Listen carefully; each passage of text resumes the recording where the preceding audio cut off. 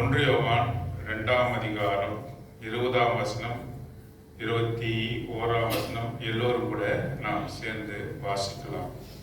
நீங்கள் பரிசுத்தராலே அபிஷேகம் பெற்று சர்வத்தையும் அறிந்திருக்கிறீர்கள்.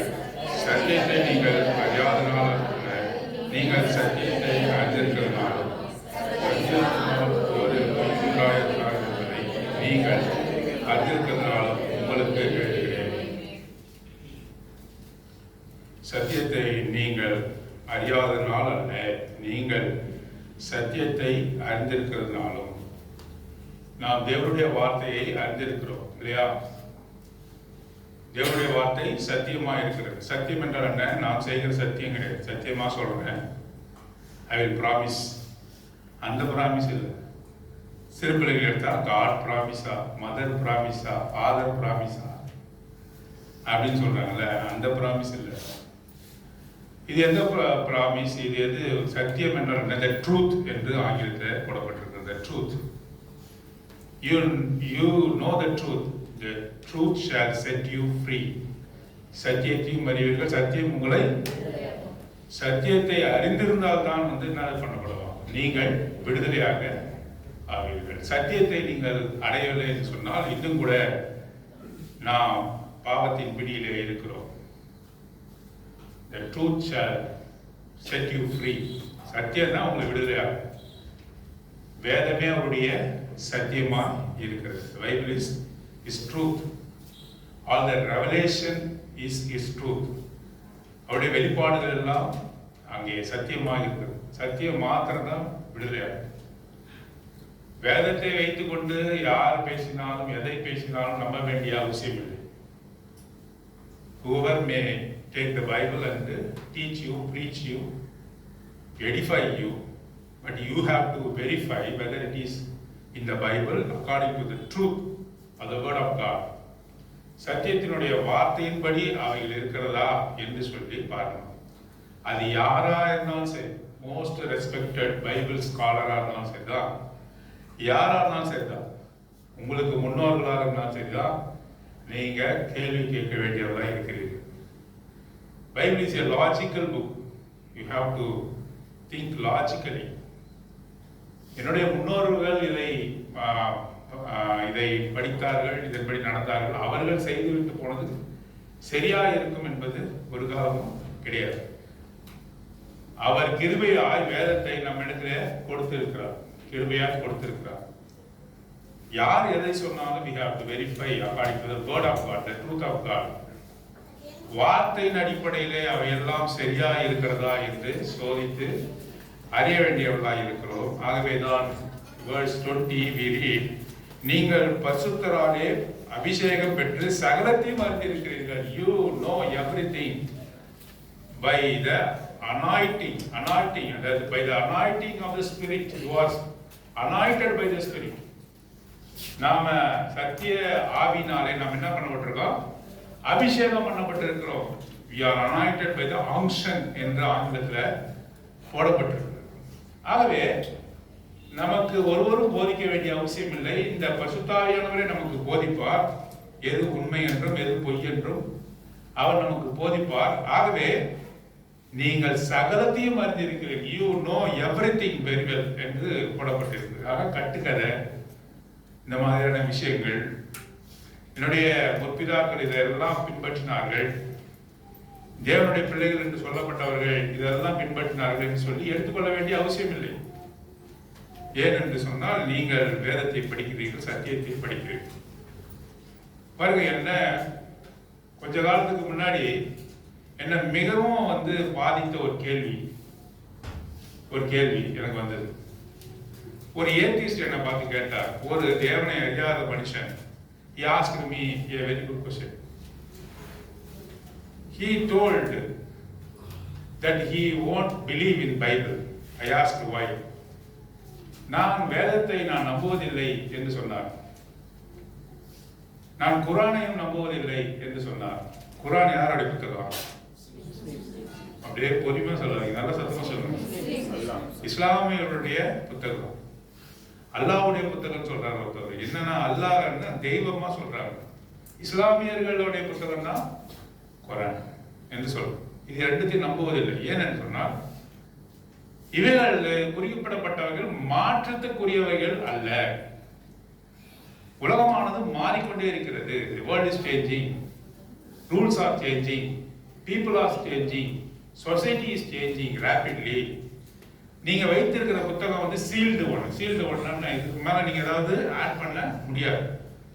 there is no amendment in it. amendmentனா அதை வந்து நீங்க மாற்ற முடியாது, திருத்த முடியாது.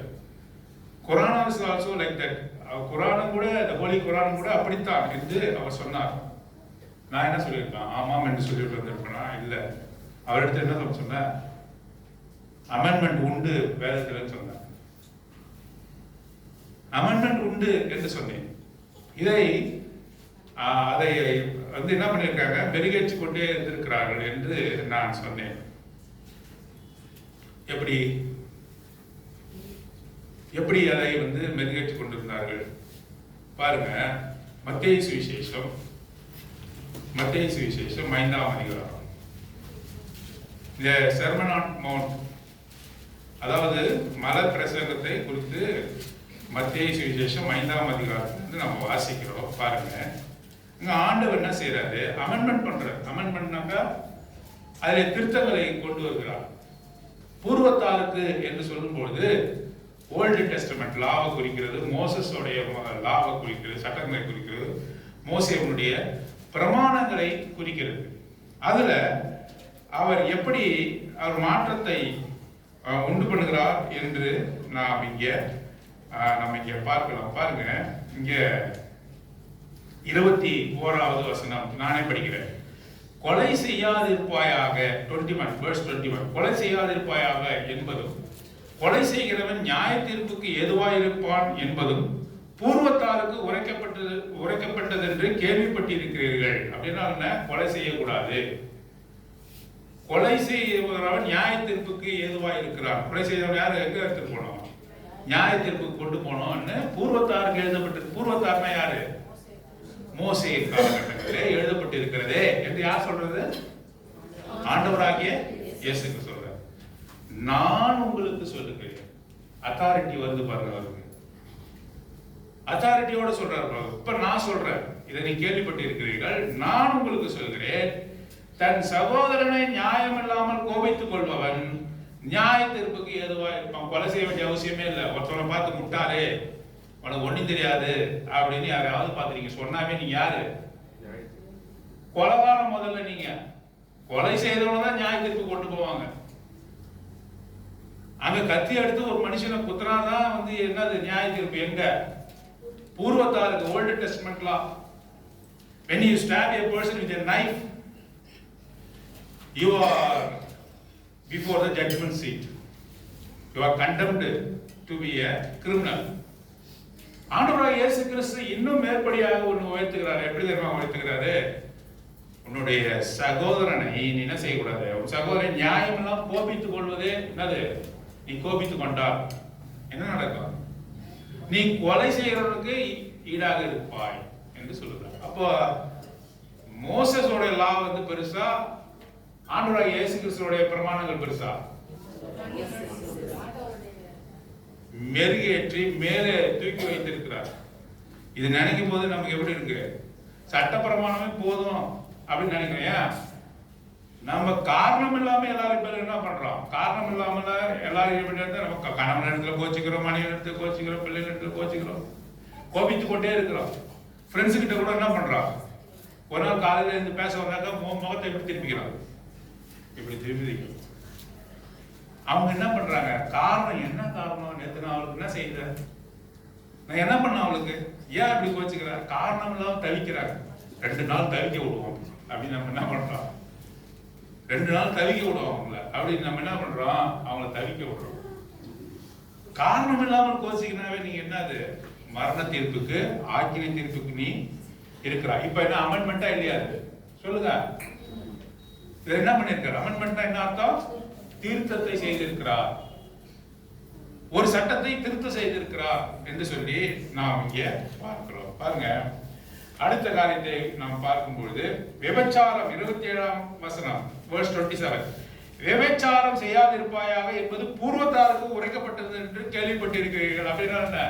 விபச்சாரம் செய்யக்கூடாது, விபச்சாரம் செய்யக்கூடாது என்று சொல்லி மோசேயுடைய சட்ட பிரமாணம் சொல்லுகிறது. ஆண்டவராக இயேசு கிறிஸ்து என்ன சொன்னாரு? இங்க பாருங்க 28, நான் உங்களுக்கு சொல்லுகிறேன், ஒரு ஸ்திரீயை இச்சையோடு பார்க்கிற எவனும் இருதயத்திலே அவளோடு கூட விபச்சாரம் செய்தாய். யாராவது ஒரு ஸ்திரீயை நீ இச்சையோட நீ பார்த்தனாக்கா அப்படின்னா என்ன அர்த்தம்? நீ ஏற்கனவே அந்த ஸ்திரீயோடு கூட விபச்சாரம் செய்து விட்ட. அப்ப மோசையோட சட்ட பிரமாணம் பெருசா, ஆண்டவருடைய சட்ட பிரமாணம் உயர்ந்ததா? எது கடினம்? ஆண்டவராக இயேசு கிறிஸ்து சொன்னதுக்கு பிரமாணம் கடினமா, இல்ல மோசே சொன்னது கடினமா? ஆண்டவர் சொன்னது கடினமா இருக்கு. பார்த்தாலே போச்சுன்ற ஒரு ஸ்திரியை நீ இச்சையோடு பார்த்தாலே உன் கதை முடிஞ்சது. விபச்சாரம் செய்கிறவருக்கு என்ன கிடைக்கும்? கைமையுமாய் பிடிப்பட்ட ஸ்திரீக்கு என்ன நடந்தது? கல்லெறிந்து கல்லாலே அடிச்சு சாவடிக்கணும். அது யாருக்கு? ஆண்டவராக இயேசு சொன்னாரா? யார் சொன்னது? பூர்வத்தாருக்கு உரைக்கப்பட்டது. மோசே சொன்னாரு. ஆண்டவராக இயேசு கிறிஸ்து என்ன சொல்றாரு? பார்த்தாலே நீ விபச்சாரத்துக்கு ஈடுபட்ட என்று சொல்லி கடுமையாக்குறார், அமெண்ட்மெண்ட் பண்றார், திருத்தத்தை செய்கிறார். அப்போ வேதம் திருத்தத்துக்கு உட்பட்டது, வேதமானது திருத்தத்துக்கு உட்பட்டது என்று சொல்லி நாம இங்க பார்க்கிறோம். பாருங்க, அடுத்த ஒரு காரியத்தை நாங்க சொல்றோம். உன்னுடைய சத்தியம் பண்ணாத சொல்லியிருக்காங்க. ஆனா ஆண்டவராக இயேசு கிறிஸ்து என்ன சொல்றாரு? உன் சிரசின் மீதோ என் சிலரின் மீதோ எதின் மீதும் சிரச பண்ணக்கூடாது என்று சொல்கிறார். பாருங்க, கண்ணுக்கு கண், 38ஆம் வசனம், கண்ணுக்கு கண் பல்லுக்கு பல் என்று உரைக்கப்பட்டதை கேள்விப்பட்டிருக்கிறீர்கள். பூர்வத்தாருக்கு என்ன சொன்னது? Eye for eye, tooth for tooth. ஏமன்ல ஒரு நர்ஸ் சகோதரி ஒருத்தவங்க மாட்டிக்கிட்டாங்க, தெரியுமா? கேள்விப்பட்டீங்களா? ஏமன்ல பிரியா என்ன ஒரு கேரளாவிலிருந்து போன ஒரு நர்ஸ் சகோதரி என்ன பண்ணாங்க? மாட்டிக்க விட்டாங்க. எதுக்கு மாட்டாங்க? தவறான ஊசிய போட்டுட்டாங்க. அந்த அவர் செத்துட்டார். இப்போ ஸ்டேட் என்ன பண்ணாது? அதாவது ஸ்டேட் சொன்ன ஏமன் கவர்மெண்ட் பனிஷ்மெண்ட் கொடுக்காது. இந்த பனிஷ்மெண்ட் கொடுக்கிற வேலை யாருக்கிட்ட கொடுத்துருக்காங்கனாக்கா, அந்த கொல்லப்பட்டானே அந்த குடும்பத்தார் முடிவு எடுக்கணும். என்ன முடிவு எடுக்கணும்? மன்னிக்கலாம், அவனுக்கு ஈடா பணத்தை வாங்கலாம். 3 காரியம் உண்டு. அந்த மனுஷனை மன்னித்து விடுதலை செய்யலாம். கவர்மெண்ட் மன்னிக்க வேண்டிய அவசியம் இல்லை. பரவாயில்ல, அவர் இறந்துட்டாரு, தப்பிதமா நீ ஊசி போட்டுட்டோமா, மன்னிச்சிடு அப்படின்னு சொல்லிட்டு மன்னிச்சிடுறோம். அந்த குடும்பத்தார் மன்னிக்கலாம். 2வது ஆப்ஷன் என்னது? பணம் வாங்கி கொள்ளலாம். எவ்வளவு பணம் கேட்கிறியோ அதை கொடுக்க முடிஞ்சா அவன் பணம் கொடுக்கலாம். 3வது காரியம் என்ன? அவனை கொலை செய்யும்படியாக இவர்கள் ஆர்டர் எழுதலாம். யாரு? கவர்மெண்ட் எழுதாது. யார் சொல்லலாம்? நம்ம கவர்மெண்ட் ஆஃப் இந்தியா எவ்வளவு முயற்சி பண்ணுது அந்த நர்ஸை காப்பாத்துறதுக்கு. அந்த ஏமன் கவர்மெண்ட் என்ன சொல்லுதுன்னா, எங்கள் கையில் இல்லை, நாங்கள் தீர்ப்பு கொடுப்பதற்கு இல்லை. யார் முடிவு பண்ணணும்? அவர்கள் விடாப்படியா என்ன? உயிருக்கு உயிர். அவர்கள் எங்களுடைய நேசமானவரை எங்களிடத்தில் பிரித்தார்கள், மரணிக்க செய்தார்கள். நாங்களும் அந்த பொண்ணுக்கு நாங்க மரணத்தை தண்டனையா கொடுக்கிறோம்னு சொல்றோம். எவ்வளோ கவர்மெண்ட் அபிஷியல் முயற்சி பண்றாங்க. இன்னைக்கு நாளைக்கு அந்த சகோதரனுடைய உயிர் என்னது? ஊசலாடி கொண்டு ஜெயில இருக்கிறார். கேள்விப்பட்டீங்களா இல்லையா? கொஞ்சம் நியூஸையும் பாருங்க. பிரதர், நான் வேதத்தை மட்டும் தான் படிக்கிறேன், போய் சொல்லாதீங்க. கொஞ்சம் நியூஸ் எல்லாம் பாருங்க, என்ன நடக்குது, நம்ம சுத்தினா என்ன நடக்குது அப்படின்னு பாருங்க. அப்போ அவர்கள் மன்னிக்க மாட்டேன் என்று சொல்கிறார். கண்ணுக்கு கண், பல்லுக்கு பல். ஐ for eye, tooth for tooth. யாராவது ஒரு கண்ணு எடுத்துட்டாங்கன்னாக்கா அந்த காலத்துல என்ன பண்ணுவாங்க? மோசே இருந்தாலும் அவன் கண்ணி என்ன பண்ணணும்? எடுக்கணும். பல்ல உடைச்சனா அவன் பல்லையும் உடைக்கணும்.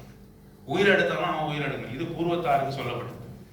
நான் உங்களுக்கு சொல்கிறேன், தீமையோடு எதிர்க்க நிற்க வேண்டாம். ஒருவன் வலது கணத்தில் அறிந்தால் அவனுக்கு மறுகணத்தை திருப்பி கொடு. இது அதை விட உயர்ந்ததா தாழ்ந்ததா? மன்னிச்சிரு அவனான்னு சொல்ற. அவனை மன்னி என்று சொல்லுகிறார் என்று சொல்லி பாருங்கள். நாம் 43ஆம் வசனத்தை பாருங்கள். உனக்கு அடுத்தவனை சிநேகித்து உன் சத்துருவை பகைப்பாயாக என்று சொல்லப்பட்டதை கேள்விப்பட்டிருக்கிறீர்களா? அப்படின்னா யாரெல்லாம் உன்னை நேசிக்கிறாங்களோ நீ நேசி. அப்பா ரொம்ப சந்தோஷமா இருக்குல்ல, இது நம்மளால ஸ்லோகமா செய்ய முடியும். whoever loves us we will love them wholeheartedly. யாரெல்லாம் நம்மளை நேசிக்கிறாங்க நம்ம என்ன பண்ணுவோம்? நமக்கு யாரெல்லாம் வந்து உணவு கொடுக்குறாங்க, நமக்கு யாரெல்லாம் உதவி செய்யறாங்க, நம்ம என்ன பண்ணுவோம்? அவர்களை உயிரார நம்ம என்ன பண்ணுவோம்? நேசிப்போம். இது பூர்வத்தாருக்கு சொல்லப்பட்டது. அதிலே வந்து மோசேவனுடைய பிரமாணம் என்ன சொல்லுதுன்னா, யாராவது உன்னை பகைச்சாங்கனாக்கா அவரை நேசின்னு சொல்லல. என்ன சொல்லிட்டுமா? அவர் நீயும் பகை. hate them. If they give hatred, you hate them. அவரை பகைங்க. யாராவது ஒருத்தவங்க உன்னை பகைச்சானாக்கா அவன் போய், யாராவது உனக்கு ரெண்டாக செஞ்சானா ரெண்டாக செய், யாராவது உனக்கு துரோகம் செஞ்சானா திரும்பியும் அவனுக்கு துரோகத்தை செய், யாராவது அவனை பழி வாங்கினானாக்கா அவனை பழிவாங்க என்று பூர்வத்தாருக்கு சொல்லப்பட்டது. ஆண்டவராகிய இயேசு கிறிஸ்து என்ன சொல்றாரு பாருங்க, நான் உங்களுக்கு சொல்கிறேன், 44 verse 44, நான் உங்களுக்கு சொல்கிறேன், உங்கள் சத்துருக்களை, உங்களை சபிக்கிறவர்களை ஆசீர்வதியுங்கள், உங்களை பயக்கிறவர்களுக்கு நன்மை செய்யுங்கள், உங்களை நிந்திக்கிறவர்களுக்கு, உங்களை துன்பப்படுத்துறவர்களுக்கும் காகவும் ஜெபம் பண்ணுங்கள். எது கஷ்டம்? எது கஷ்டம்? ஆண்டவராகிய இயேசு கிறிஸ்து சொன்னதான் கஷ்டம். யாராவது நம்ம பகைச்சாக்கா அவன் சிநேகிக்க முடியுமா? கடினம். சபிக்கிறவங்க நான் விட்டுட்டு போயிடுறோம். என்ன சபிச்சாங்க, வாயை மூடிட்டு நான் என்ன பண்ணணும்? போயிடலாம். somebody cursed me, I shall close my mouth and move from that place. It is easy for us.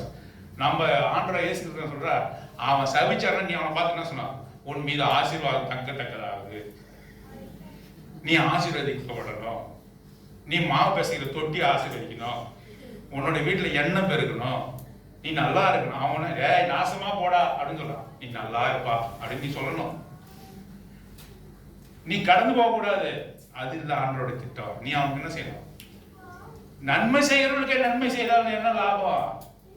தீமை செய்கிறவர்களுக்கு நன்மை செய் என்று சொல்லுகிறார். இது திருத்தம், சட்டத்தினுடைய திருத்தம். சட்டம் மோசேயின் மூலமாக கொடுக்கப்பட்டது. இந்த மோசேயுடைய சட்டத்தை யார் திருத்தினா? ஆண்டவராகிய இயேசு. சோ ஆண்டவராகிய இயேசு கிறிஸ்து எதை சொன்னாரோ இட்ஸ் an அல்டிமேட்டா தான். இந்த எதை குறித்தும் நீங்கள் தெரிந்து கொள்ள வேண்டும் என்று சொன்னால், எதற்காவது உங்களுக்கு பதில் வேண்டும் என்று சொன்னால், ஆண்டவராகிய இயேசு கிறிஸ்து என்ன சொன்னார் என்று பார்க்கணும். அதுதான் அல்டிமேட்டம். பாருங்க, சிலதெல்லாம் ஓல்டு டெஸ்டமெண்ட் பின்பற்ற தேவையில்லையாருனாங்க, இதெல்லாம் நிழலாட்டமா இருக்கிறது என்று சொல்லி பாருங்க. நான் ஓல்டு டெஸ்டமெண்ட்டை படிக்க மாட்டேன் என்று சொல்லக்கூடாது. எல்லாவற்றையும் குறித்தும் பழைய ஏற்பாட்டை குறித்து தெரிந்து கொள்ளணும். ஏன்னா அதுல இருந்து தான் வந்தது. இப்ப பூர்வத்தாருக்கு சொல்லப்பட்டதுன்னு சொன்னாங்க. பூர்வத்தார்னா எங்க போவீங்க நீங்க? பழைய ஏற்பாடை படிக்கலைன்னா பூர்வத்தார்னா யாரு? எங்க தாத்தான்னு சொல்லிட்டு போயிட்டே இருப்பீங்க. பூர்வத்தார்னாக்க மொசாயிக் லா, அதாவது மோசஸுக்கு கொடுக்கப்பட்ட லா, மோசேவுக்கு கொடுக்கப்பட்ட பிரமாணம் உங்களுக்கு எப்படி தெரியும்? மோசேவுடைய பிரமாணத்தை படிச்சிருந்தாதான் பூர்வத்தாருக்கு சொல்லப்பட்டது என்று அவர் சொல்றார். நோவாவின் காலத்தில் நடந்ததே என்று சொன்னார். நோவாவை பத்தி நீங்க படிச்சிருக்கோம். அப்போ இதெல்லாம் சொல்லப்படவில்லையா என்று அவர் கேட்கிறார் என்று சொன்னா, ஓல்டு டெஸ்டமெண்ட்டை நீங்க தரவா இருக்கணும். இது எனக்கு தேவையில்லை, இது முடிஞ்சிடுச்சு, இது வானா என்று சொல்லக்கூடாது. அது எல்லாமே அவசியம், அதெல்லாம் தெரிந்து கொள்ளணும். அப்பதான் நீங்க வேதத்தை படிக்கும் பொழுது, நீங்க அதை ரெஃபரன்ஸ் பண்ணும் பொழுது, அங்க சொல்லப்படும் பொழுது உங்களுக்கு தெரியும். அப்போ அடல்ட்ரிக்கு, விபச்சாரத்துக்கு என்ன கொடுக்கப்பட்டது என்று சொன்னா கல்லால் அடிச்சாங்கன்னு போடப்பட்டிருக்கு. அப்ப அது இப்ப கிடையாது, நீ மன்னிக்கணும் என்று சொல்லப்பட்டிருக்கு. ஒரு ஸ்திரியை இச்சையாக பார்த்தாவே நீ அங்கே நீ தண்டனைக்கு உட்பட்டு இருக்கிறாய் என்று தெரிய வேண்டும் என்று சொன்னா உனக்கு தெரியணும், அதெல்லாம் தெரியணும். நம்ம வேதத்தினுடைய அறிவு இல்லாம படிக்காம நம்ம இருந்தனாக்க இந்த விஷயங்கள்லாம் நமக்கு தெரியறதுக்கு வாய்ப்பில்லை என்று சொல்லி நான் பார்க்கிறோம். 1 கொரிந்தியர் 10ஆம் அதிகாரம் 11வது வசனம். 1 Corinthians chapter 10 verse 11. கவனிங்க, மிக முக்கியமான ஒரு காரியத்தை குறித்து நாம் பார்த்து கொண்டிருக்கிறோம்.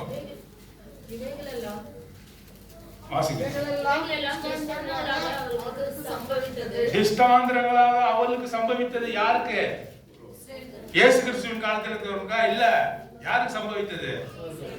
இஸ்ரவேல் ஜனங்களுக்கு சம்பவித்தது. இப்பொழுது வாசிங்க. உலகத்தின் முடிவு காலத்தில் உள்ள நமக்கு, உலகத்தின் முடிவு காலத்தில் யார் இருக்கிறாங்க? இஸ்ரவேல் ஜனங்களா இருக்கிறாங்க, நாம இருக்கிறோம். நமக்கு எச்சரிப்பு உண்டாகும்படி எழுதப்பட்டும் இருக்கிறது. for our admonition என்று போடப்பட்டிருக்கிறது. It was written for our admonition என்று போடப்பட்டிருக்கு. அப்படின்றால் அவர்களுக்கு சம்பவித்தது நமக்கு என்னது? இதெல்லாம் எச்சரிப்பாய் எழுதப்பட்டிருக்கிறது.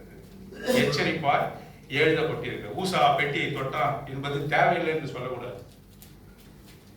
அதெல்லாம் நமக்கு எச்சரிப்பா இருக்கு. நம்ம தேவனுடைய வீட்டில் எப்படி நடக்கணும், தேவனுக்கு எப்படி ஹானர் பண்ணணும், அதெல்லாம் வந்து நமக்கு எச்சரிப்பாய் இருக்கிறது. அப்ப நீங்க ஆர்க் ஆஃப் கவெனன்ட், அதாவது உடன்படிக்கை பெட்டி குறித்து நீங்க தெரிஞ்சிருக்கணும். உடன்படிக்கை பெட்டிக்கு என்ன நடந்தது என்று தெரிஞ்சிருக்கணும்.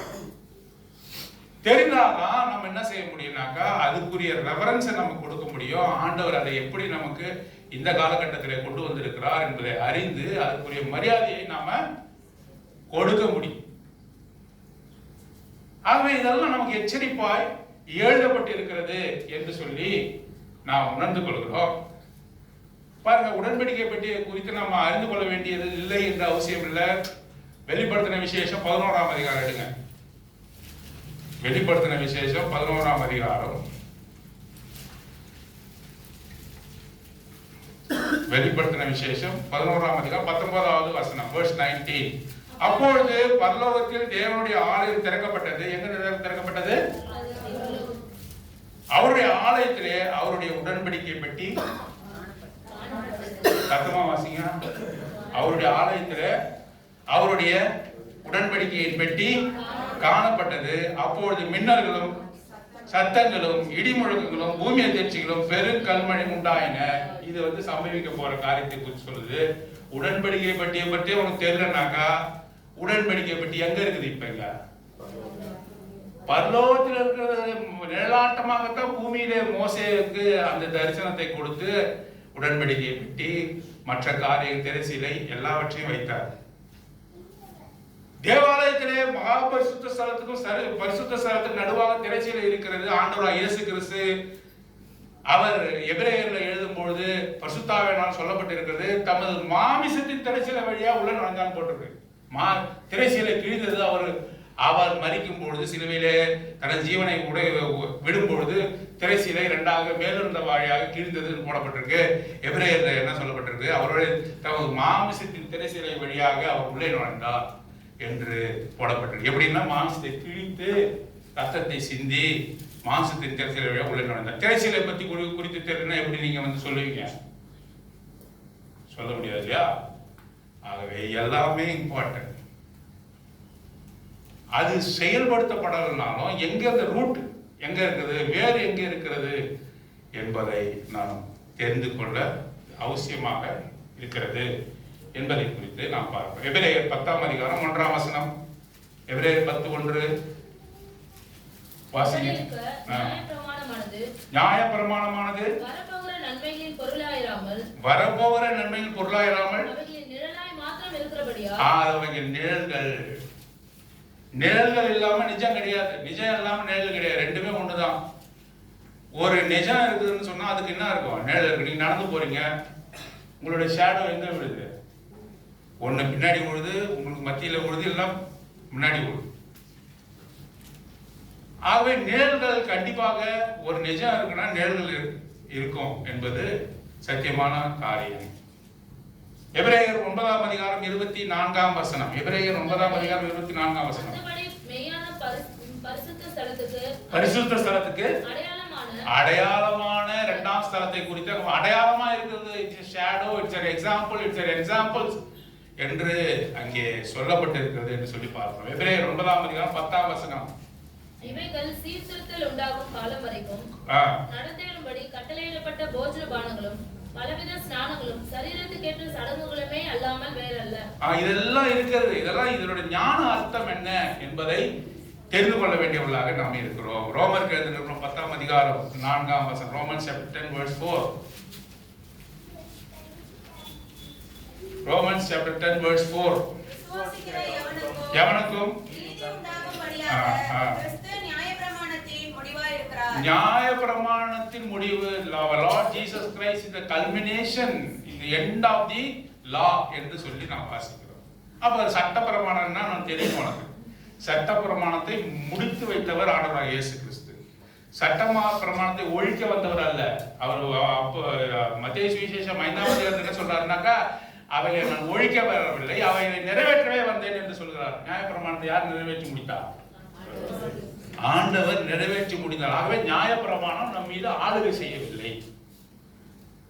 நியாயப்பிரமாணத்தை நான் ஒழிக்க வரல, நான் ஒழிக்க வரல, நான் அதை நிறைவேற்றத்தான் வந்தேன் என்று சொல்கிறார். ஒவ்வொரு உறுப்பையும் பொருளையும் அவர் நிறைவேற்றினார் என்று பார்க்கிறோம். ஆகவே the culmination of the law என்று சொல்லும் பொழுது நியாயப்பிரமாணத்தின் முடிவா யார் இருக்கிறார்? ஆண்டவராகிய இயேசு கிறிஸ்து இருக்கிறார் என்று சொல்லி பார்ப்போம். எபேசியர் 2ஆம் அதிகாரம் 15வது வசனம் வாசிங்க. சட்டதிட்டங்களாகிய நியாயப்பிரமாணத்தை தம்முடைய மாம்சத்தினாலே ஒழித்து இரு தரத்தாரையும் தமக்குள்ளாக ஒரே புதிய மனுஷனாக சிருஷ்டித்து, அங்கே நம்ம பார்க்கிறோம் முடித்து வைத்தார் என்று பார்க்கிறோம். இனிமேல் நமக்கு சட்டப்பிரமாணம் நம்ம மீது ஆளுகை செய்ய முடியாது. இதெல்லாம் நிழலாட்டமா இருக்கிறது. இவைகளை அறிந்து கொள்ள வேண்டும். பழைய ஏற்பாட்டினுடைய காரியத்தை அறிந்து கொள்ள வேண்டியவில்லை என்று சொன்னால் புதிய ஏற்பாடு நமக்கு புதிதாக இருக்கும், புரிந்து கொள்ள முடியாது. அவர்கள் என்னென்ன காரியங்களை பின்பற்றினார்கள் என்பதை நாம் அறிந்து கொள்ளாவிட்டால் அவர் ஆண்டவராக இயேசு கிறிஸ்துவோட நம்ம சொல்கிற ஒரு காரியம் நமக்கு என்ன பண்ணாது, புரியாது, ஞான அர்த்தத்தை விலகி கொள்ள முடியாது என்று சொல்லி பார்க்கணும். பாருங்க, இந்த சட்ட பிரமாணமானது நமக்கு ஒரு வாதியாரை போல, டீச்சரை போல இருக்குதா? வாசிக்கலாமா? கலாத்தியர் 3ஆம் அதிகாரம் 24, 25, 26. Galatians chapter 3 verse 24 to 26. வாசிங்க. இவ்விதமாக நாம் விசுவாசத்தினாலே நீதிமான்களாக்கப்படுவதற்கு நியாயப்பிரமாணம் நம்மை கிறிஸ்துவினிடத்தில் வழி நடத்துகிற உபாதியாய் இருந்தது. கிறிஸ்துவினிடத்தில் எது நம்மை வழி நடத்துகிறது? ஒரு உதாரணம் சொல்லலாமா? கிறிஸ்துவினிடத்துல வழி நடத்துறது யாரு? நியாயப்பிரமாணம். இங்க வாசிங்க. கிறிஸ்துவினிடத்திலே நம்மை வழி நடத்துறது நியாயப்பிரமாணம். எப்படி நடத்தினது? நியாயப்பிரமாணம் தான் நம்ம என்ன பண்ணுச்சு, கிறிஸ்துவினிடத்துல கொண்டு போச்சா? எப்படி கொண்டு போச்சு? யார் கொண்டு போச்சு? யார சொல்லுங்க பார்ப்போம். நீ செய்கிற காரியம் பாவம் என்று நியாயப்பிரமாணம் சொன்னது. களவு செய்யாது இருப்பாயாக என்று சொன்னது. திருடக்கூடாதுன்னு சொன்னது. திருடுனா என்ன தண்டனைன்னு சொன்னது. விபச்சாரம் செய்யக்கூடாதுன்னு சொல்லிச்சு. விபச்சாரம் செய்தா என்ன தண்டனை சொல்லிச்சு. மற்றவனுடைய சொத்தை அபகரிக்க கூடாதுன்னு சொல்லிச்சு. நீ மற்றவனுடைய சொத்தை அபகரிச்சாக்கா என்ன தண்டனைன்னு சொல்லுது. பிறன் மனைவியை நோக்காமை என்பதை சொல்லிச்சு. பிறனுடைய மனைவியை அபகரித்துக் கொள்ளாதுன்னு சொல்லிச்சு. எடுத்து அப்படி நீ பிறனுடைய மனைவியை நீ அபகரித்துக் கொண்டால் என்ன நடக்கும் என்பதை நியாயப்பிரமாணம் சொல்லுச்சு. நியாயப்பிரமாணம் சொன்னது மாத்திரம்னா அதுக்குரிய தண்டனையும் சொல்லிச்சு. விபச்சாரம்னா கல்லறுத்து சாவடிக்கணும் சொல்லுச்சு. இந்த நெருக்குதல் என்ன பண்ணுச்சுனாக்கா நம்ம யாரை நோக்கி நகர்த்துது? கிறிஸ்துவை நோக்கி நகர்த்து. ஆண்டவராகிய இயேசு கிறிஸ்துவை நோக்கி நகர்த்தினது. அவர்தான் நியாயப்பிரமாணத்தின் முடிவு. நியாயப்பிரமாணத்தை சிலுவையிலே முடித்து வைத்தார். நான் நியாயப்பிரமாணத்தை ஒழிக்க வரவில்லை, அவை நிறைவேற்றி முடிக்கவே வந்தேன் என்று அவர் சொல்லுகிறார். இப்பொழுது நியாயப்பிரமாணம் நம்மை ஆளுகை செய்கிறதா? ஏன்? முடிஞ்ச காரியம் முடிஞ்சு போச்சு. அது நம்ம ஆளுகை செய்யல. ஆனா நம்ம தெரிந்து கொள்கிறோம் நம்ம எங்க இருந்து வந்தோம், பாவத்திலிருந்து எப்படி விடுதலை ஆக்கப்பட்டோம் என்பதை அறிந்து கொள்வதற்கு நியாயப்பிரமாணமானது நம்மை உணர்த்துகிறது. பாருங்க, நமக்கு கிடைக்க வேண்டிய தண்டனை எவ்வளவு கொடூரமா இருக்கிறது என்பதை நாம் அறிந்திருந்தால்தான் இப்ப கிடைக்கிற சந்தோஷம் நமக்கு பெரிதா இருக்கும். ஒருத்தவங்க கவர்மெண்ட் ஜாப்ல சேர்றாங்க. அந்த வம்சத்திலே யாருமே கவர்மெண்ட் ஜாபுக்கு போனதில்லை. அவங்க குடும்பத்தார நோக்கி பார்க்கறாங்க. அவங்க யாருமே ஒரு அரசாங்க வேலைக்கு போனதில்லை. கடுமையா படிச்சு கடுமையா கஷ்டப்பட்டு அங்கே படிக்கிறாங்க, படிச்சு வராங்க, கவர்மெண்ட் ஜாப் பார்க்கறாங்க. அவங்களுக்கு தான் என்ன தெரியும், அந்த அரசாங்க உத்தியோகத்தினுடைய வேல்யூ தெரியும். ஒரு குடும்பத்துல எல்லாருமே கவர்மெண்ட் சர்வெண்ட், ஒரு குடும்பத்துல எல்லாருமே அரசாங்க வேலையில இருக்கிறாங்க. அப்பா அம்மா அது மாதிரி குடும்பம் இருக்குது. சகோதரர்கள், தாத்தா பாட்டி கூட என்ன பண்றாங்க, கவர்மெண்ட் உத்தியோகம். எங்க வீட்டுக்கு வீட்டுக்கு எடுத்து படிக்கிறவங்க அவங்க பாட்டியே கவர்மெண்ட் ஸ்கூல்ல டீச்சரா. எனக்கு ஆச்சரியமா இருந்தது. அவங்க அம்மா எல்லாம் வந்து அரசாங்க உத்தியோகத்திலே இருந்திருக்காங்க. அப்போ அந்த குடும்பத்தில் ஒருத்தவங்க அரசாங்க உத்தியோகம் கிடைக்குது, அது அவங்க பெரிய சந்தோஷமா இருக்குமா? இது நம்ம வழக்கம் அப்படின்னு நினைச்சிடணும். ஆனா கிடைக்க முடியாத ஒரு காரியம் நமக்கு கிடைக்குதுன்னு சொன்னா அது எவ்வளவு சந்தோஷமா இருக்கும். ஆகவே இந்த டெஸ்ட் ஓல்டு டெஸ்டமெண்ட் அல்லது அந்த பிரமாணங்கள் எப்படி இருந்தது என்பதை நாம் அறிந்து கொண்டால், அவற்றை நிறைவேற்றவே வந்த ஆண்டவராகிய இயேசு கிறிஸ்துவை நாம் அறிந்து கொண்டால்தான் இப்போ நம்ம அனுபவிக்கிற சந்தோஷம் நமக்கு பெரிதா இருக்கும். எவ்வளவு நிலைமையிலிருந்து நம்மை ஆண்டவர் மீட்டிருக்கிறார் என்பது நமக்கு பெரிதா இருக்கும் என்று சொல்லிப்போம். அது இந்த காரியங்களை நாம் பார்க்கிறோம். பாருங்க, ஆண்டவர் நமக்கு நியாயப்பிரமாணத்தை கொடுத்தார், நியாயப்பிரமாணத்தை முடித்து வைத்தார் என்று சொல்லிப்பார். 3 கட்டமா எடுத்துக்கோ. இங்க பாருங்க, என்ன பாருங்க, 3 கட்டமா எடுத்துக்கோ. பிரமாணங்கள், மோசேக்கு கொடுக்கப்பட்ட Moses law. The law was given unto Moses. நியாய பிரமாணங்கள். ஆண்டவராக இயேசு கிறிஸ்து வந்து என்ன பண்ணாரு? இதை முடித்து வைத்தார், அமெண்ட்மெண்ட் பண்றார். அமெண்ட்மெண்ட் பண்றாருன்னா இதை காட்டிலும் மேலான காரியங்களை ஆண்டவராக இயேசு கிறிஸ்து சொல்றார். அப்போ எல்லாருமே முடிஞ்சிருச்சா? இல்ல. ஓல்டு டெஸ்ட்மெண்ட்ல சில வார்த்தைகள் இருக்கு. உன் தேவனாய கர்த்தரை முழு இருதயத்தோடும் முழு உள்ளத்தோடும் முழு ஆத்மாவோட நேசிப்பார். இது முடிஞ்சிடுச்சுங்க, இனிமேல் நேசிக்க மாட்டேன்னு சொல்லிட்டாங்க. இது இட்ஸ் எவர்லாஸ்டிங் கவனன்ட். நீங்க இது காலங்காலமா அவர் நேசித்ததா இருக்கணும். ஆட்டையாவது மாட்டையாவது புறா குஞ்சுகளாவது தேவாலயத்திலே கொண்டு வந்து பலியிடுவாயாக. இது முடிஞ்சிடுச்சா இல்லையா? ஏன் முடிஞ்சிடுச்சு? ஆண்டவரே அங்க பலியாக மாறி போனார். விபச்சாரம் செய்த இந்த காரியம் எல்லாம் இருக்குது, அப்ப முடிஞ்சிடுச்சுன்னு சொல்லுவையா? இல்ல, விபச்சாரத்தை விட மேலான காரியத்தை கொடுத்துட்டாரு. இப்ப ஆண்டவராகிய இயேசு கிறிஸ்துவினுடைய கட்டத்தை பாரு. சிலதை முடித்து வைத்தார், சிலதை இன்னும் கடுமையாக்கினார். விபச்சாரம் போன்ற பாவங்களை இன்னும் கடுமையாக்கினார். சிலதை முடித்து வைத்தார். சிலது தொடர்ந்து கொண்டே இருக்கிறது. எதுலாம் தொடர்ந்து கொண்டே இருக்கிறது? கர்த்தரை நேசிப்பது, கர்த்தர் கேட்டால் நம்ம கீழ்ப்படிவது. பழைய ஏற்பாட்டுல கீழ்ப்படிதல் இருந்தது, இப்ப கீழ்ப்படிதல் இல்லையா? இருக்கு.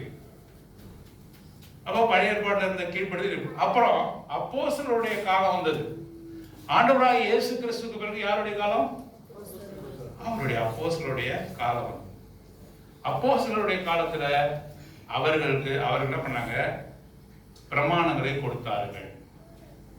இது ஆண்டவராகிய இயேசு கிறிஸ்துவை கான்ட்ரரி பண்றது கிடையாது. ஆண்டவராகிய இயேசு கிறிஸ்துவுக்கு எந்த விதத்திலும் எதிரடியான காரியம் கிடையாது. ஆனா அதை விட உயர்த்தி சொல்லக்கூடிய காரியங்களை கொடுத்தார்கள். உங்களுக்கு புரியுதுன்னு நினைக்கிறேன். பழைய ஏற்பாடு மோசேவனுடைய பிரமாணம், ஆண்டவராகிய இயேசு கிறிஸ்துவனுடைய பிரமாணம். பழைய ஏற்பாட்டினுடைய பல காரியங்களை உயர்த்தி சொன்னார், மாத்திரமல்லாமல் சில ஒழித்தார் என்பதை நாம் பார்க்கிறோம். பிற்பாடு அப்போஸ்தலருடைய காலம் வந்தது. அவர்கள் ஒண்ணுமே என்ன பண்ணல, ஒன்றுமே இயேசு கிறிஸ்துவுக்கு எதிராக அவர்கள் பேசவில்லை. அவர் கொடுத்த பிரமாணங்களுக்கு எதிராக பேச முடியாது. ஏனென்றால் ஆண்டவராகிய இயேசு கிறிஸ்து என்ன சொன்னாரோ இட்ஸ் an ultimatum, அதுதான் முடிவு. இவர்கள் என்ன செய்தார்கள்? டிஸ்கிரிப்ஷன் பண்ணாங்க, டீடைல் பண்ணாங்க. அப்போஸ்தலராகிய பவுலும் பேதுருவும் மற்ற அப்போஸ்தலரும் என்ன செய்தார்கள்? அதை விளக்க உரை கொடுத்தார்கள், டீடைல் என்று சொல்லி பார்க்கிறோம். பாருங்க, புத்தகம் வைத்திருக்கிறோம். ஏன் போனார் கையில படிக்கிறோம்? அதை இன்னும் விளக்கமா ஆண்டவராகிய இயேசு கிறிஸ்து என்ன கிறிஸ்பா சொன்னாரோ அதை என்ன பண்றோம்? கைடு வாங்கி படிங்கன்னு சொல்றாங்க. ஏன் படிக்கிறாங்க? அவர் சொன்னதை இன்னும் விளக்கமா. புத்தகத்துக்கு எதிராக இந்த கைடு ஏதாவது சொல்லுமா? புத்தகத்துல ஒண்ணு போட்டுட்டு கைடுல வேற மாதிரி இருக்குதுங்க அப்படின்னு சொல்ல முடியுமா? அப்படி இருந்தா கைடு என்ன பண்ணும்? செயலிழந்து போகும். புத்தகத்தை மேன்மைப்படுத்த வேண்டும். புத்தகத்தில் இருக்கக்கூடிய காரியங்களை அது என்ன பண்ணணும்? விளக்கமாக சொல்லணும். அப்பதான் அது வந்து செயல்படுத்த முடியும். அப்போஸ்தலர்ஸ் என்ன பண்ணாங்கன்னா ஆண்டவராகிய இயேசு கிறிஸ்து சொன்னதை அவர்கள் மிக விளக்க உரையாக அவர்கள் சொன்னார்கள் என்று சொல்லி பார்க்கிறோம். அப்போஸ்தலர் காலகட்டம். ஆகவே அப்போஸ்தலர் நடவடிக்கைகள் 2ஆம் அதிகாரம் 42வது வசனம், அவர்கள் அப்போஸ்தலருடைய உபதேசத்திலும் அந்யோன்யத்திலும் அப்பமிக்குதலும் ஜெபம் பண்ணுதலும் உறுதியாய் தரித்திருந்தார்கள் என்று சொல்ல. ஒரு சபைனாக்க இந்த நங்கூரங்கள் வேண்டும். அதுல அப்போஸ்தலருடைய உபதேசங்கள் முக்கியம். இந்த உபதேசங்கள் ஒரு நாளும் ஆண்டவராகிய இயேசு கிறிஸ்து சொன்னதுக்கு மாறாக சொல்லவில்லை. 3 கட்டம் முடிஞ்சது. அப்போஸ்தலருடைய காலமும் முடிஞ்சு இப்ப யாருடைய காலம் வந்திருக்கு? வெளிப்பாடுகளை பெற்றுக்கொள்ளக்கூடியவர்களுடைய காலம். ஒரு சில மனுஷர்களை ஆண்டவர் தேர்ந்தெடுக்கிறார் வெளிப்பாடுகளை பெற்றுக் கொள்வதற்காக. மெத்தடிஸ்ட் என்ற முறைமைகளை ஜான் கால்வின், வெஸ்லி இவர்கள்லாம் வந்தார்கள் இல்லையா? வாட்ச்மன்னி இதுல சைனாவில், இந்தியாவில் பிரதர் பக்சிங், சாது சுந்தர் சிங் இவரெல்லாம் வந்தாங்க. இவர்களும் சில காரியங்களை சொன்னாங்க. இது எதுக்கு கான்ட்ரரியா இருக்கக்கூடாதுன்னா, அப்போஸ்தலருடைய உபதேசத்துக்கும் ஆண்டவராகிய இயேசு கிறிஸ்து சொன்ன உபதேசத்துக்கும் கான்ட்ரரியா இருக்கக்கூடாது. அப்படின்னா மாறுபாடை கொண்டு வரக்கூடாது. இந்த உபதேசங்களை, அப்போஸ்தலருடைய உபதேசங்களை எப்படி இன்னும் சிறப்பாக செய்ய முடியும் என்பதை தரிசனத்தை பெற்றுக்கொண்டவர்கள், those who got the visions, யாரெல்லாம் ஆண்டவர் தரிசனம் கொடுத்தாரோ அவர்கள் என்ன பண்ணாங்க? இதை செழுமைப்படுத்தினார்கள். இது மக்களிடத்தில் சேரும்படியாக செய்தார்கள். நல்லா புரிஞ்சுங்க. ஆண்டவராக இயேசு கிறிஸ்து அல்டிமேட்டா. இதுக்கு கான்ட்ரரியா, எதிரடியாக அப்போஸ்தலருடைய உபதேசங்களோ, பின்னாடி வந்தவன் பக்சிங் யாரா இருந்தாலும் சேர்த்த, பக்சிங்கோ வெஸ்லியோ இல்லது வாட்ச்மன்னியோ யாரு சொன்னா அவங்க ஆண்டவராக இயேசு கிறிஸ்துவுக்கும் அப்போஸ்தலருடைய உபதேசத்துக்கும் எதிரடியா ஏதாவது சொன்னாங்கன்னா அது செயல்படாது. நான் பக்சிங் சொன்னதுதான் நான் கேட்பேன் அப்படி சொன்னா நீ ஒரு முட்டாள். பக்சிங் அவனுக்காக மரிச்சாரு. அப்போஸ்தலர் பால் சொல்றாரு, நானா மரித்தேன் உங்களுக்காக. whether I died for you, ஆண்டவராகிய இயேசு கிறிஸ்து தான் மரித்தாருன்னு அப்போஸ்தலர் பவுலே சொல்றாரு. நான் நட்டேன், அப்போலோ நீர் பாய்ச்சினால், விதை செய்கிறவர் யாரு? glory to God என்று சொன்னார். நான் பக்தி சிங் சொன்னதுதான் கேட்பேன். பைபிளுக்கு விரோதமாக, ஆண்டவராகிய இயேசு கிறிஸ்துவுக்கு விரோதமாக, அங்கே அப்போஸ்தலருடைய உபதேசங்களுக்கு விரோதமாக இருந்தா கேட்பனாக்கா நீ மெய்யாகவே ஆண்டவரை பின்பற்றல, பக்தி சிங்கை பின்பற்ற என்ன அர்த்தம்? சகோதர பக்திங்க பின்பற்ற என்ற அர்த்தம். யாருடைய வாய்ஸோ யாருடைய வார்த்தையோ தேவனுடைய வார்த்தைக்கு நிகரானது அல்ல என்பதை நீங்கள் முதலாவதாக புரிந்து கொள்ள வேண்டும். சரி, 3 எக்ஸாம்பிள் சொல்றேன். 3 எக்ஸாம்பிளை பார்த்து நம்ம முடிக்க போறோம். முதல்ல மேரேஜ், திருமணம். திருமணத்தை குறித்து ஆண்டவர் என்ன சொன்னாரு? ஆண்டவர் இயேசு கிறிஸ்து திருமணம் நல்லதுன்னு சொன்னார். திருமணம் நீங்க செய்து கொள்ள வேண்டும் என்று சொன்னார். விபச்சாரனாக நீ இருக்கக்கூடாது, திருமணத்தை நீ செய்து கொள்ள வேண்டும் என்று சொன்னார். அப்போஸ்தலனாகிய பவுல் என்ன சொன்னார்? மனமகிழ்ச்சியா சொன்னாரா? என்ன சொன்னாரு? திருமணம் செய்வது நல்லதா சொன்னாரு. என்ன சொன்னாரு? வேவரத்துக்கு போயிட்டாரு அவரு.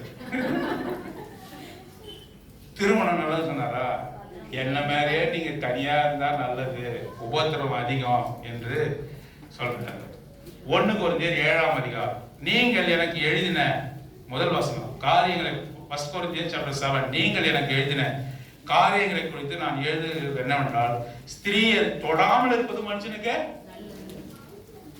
ஸ்திரீயை தொடாமல் இருக்கிறது மனுஷனுக்கு என்னது?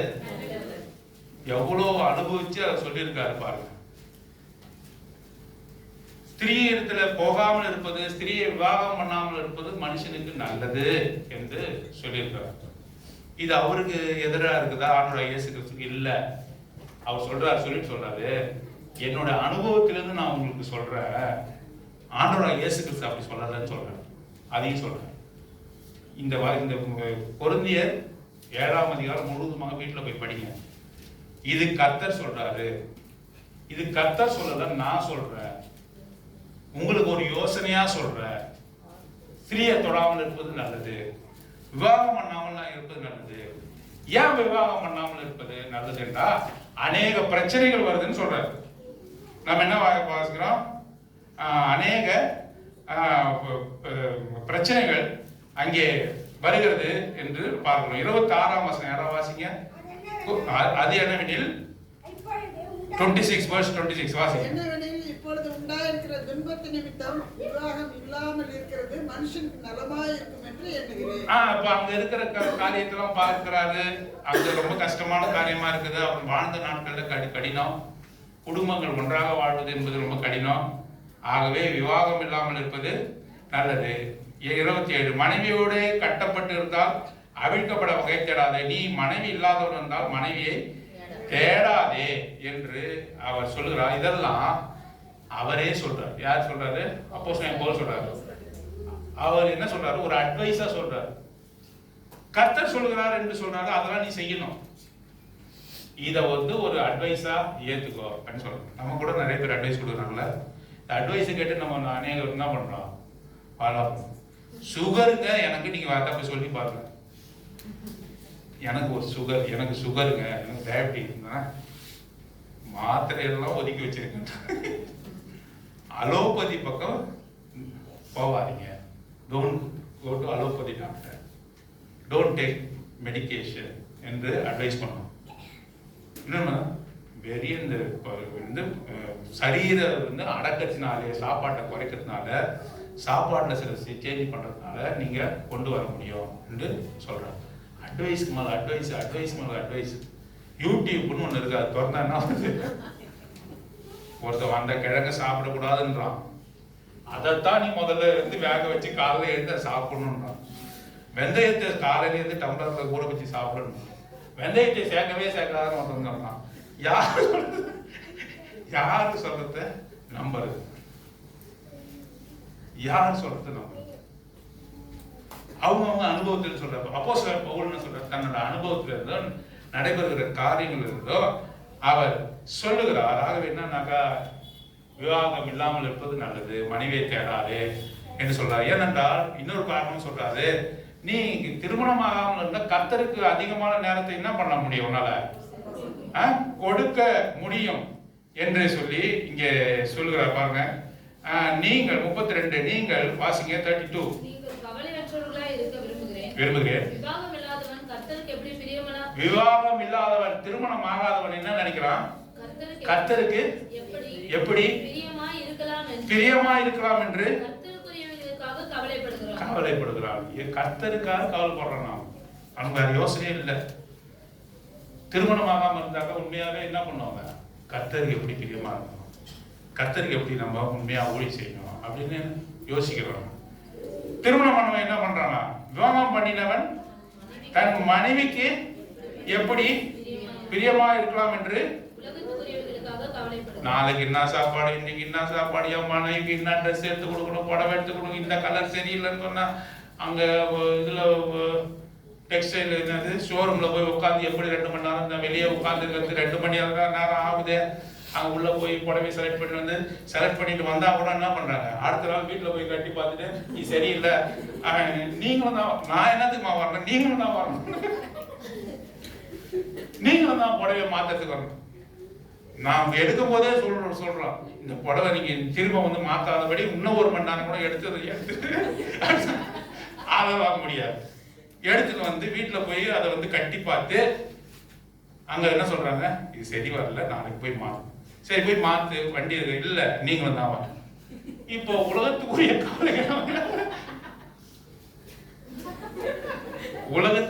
கவலைகள் நமக்கு என்ன அதிகமா இருக்கு. நாளைக்கு என்ன செய்யணும், நாளைக்கு என்ன சாப்பிடணும் பிள்ளைங்க கேட்கிறாங்க. இன்னைக்கு செஞ்சு சாப்பாடு நாளைக்கு செய்யக்கூடாது, வேற வித்தியாசமா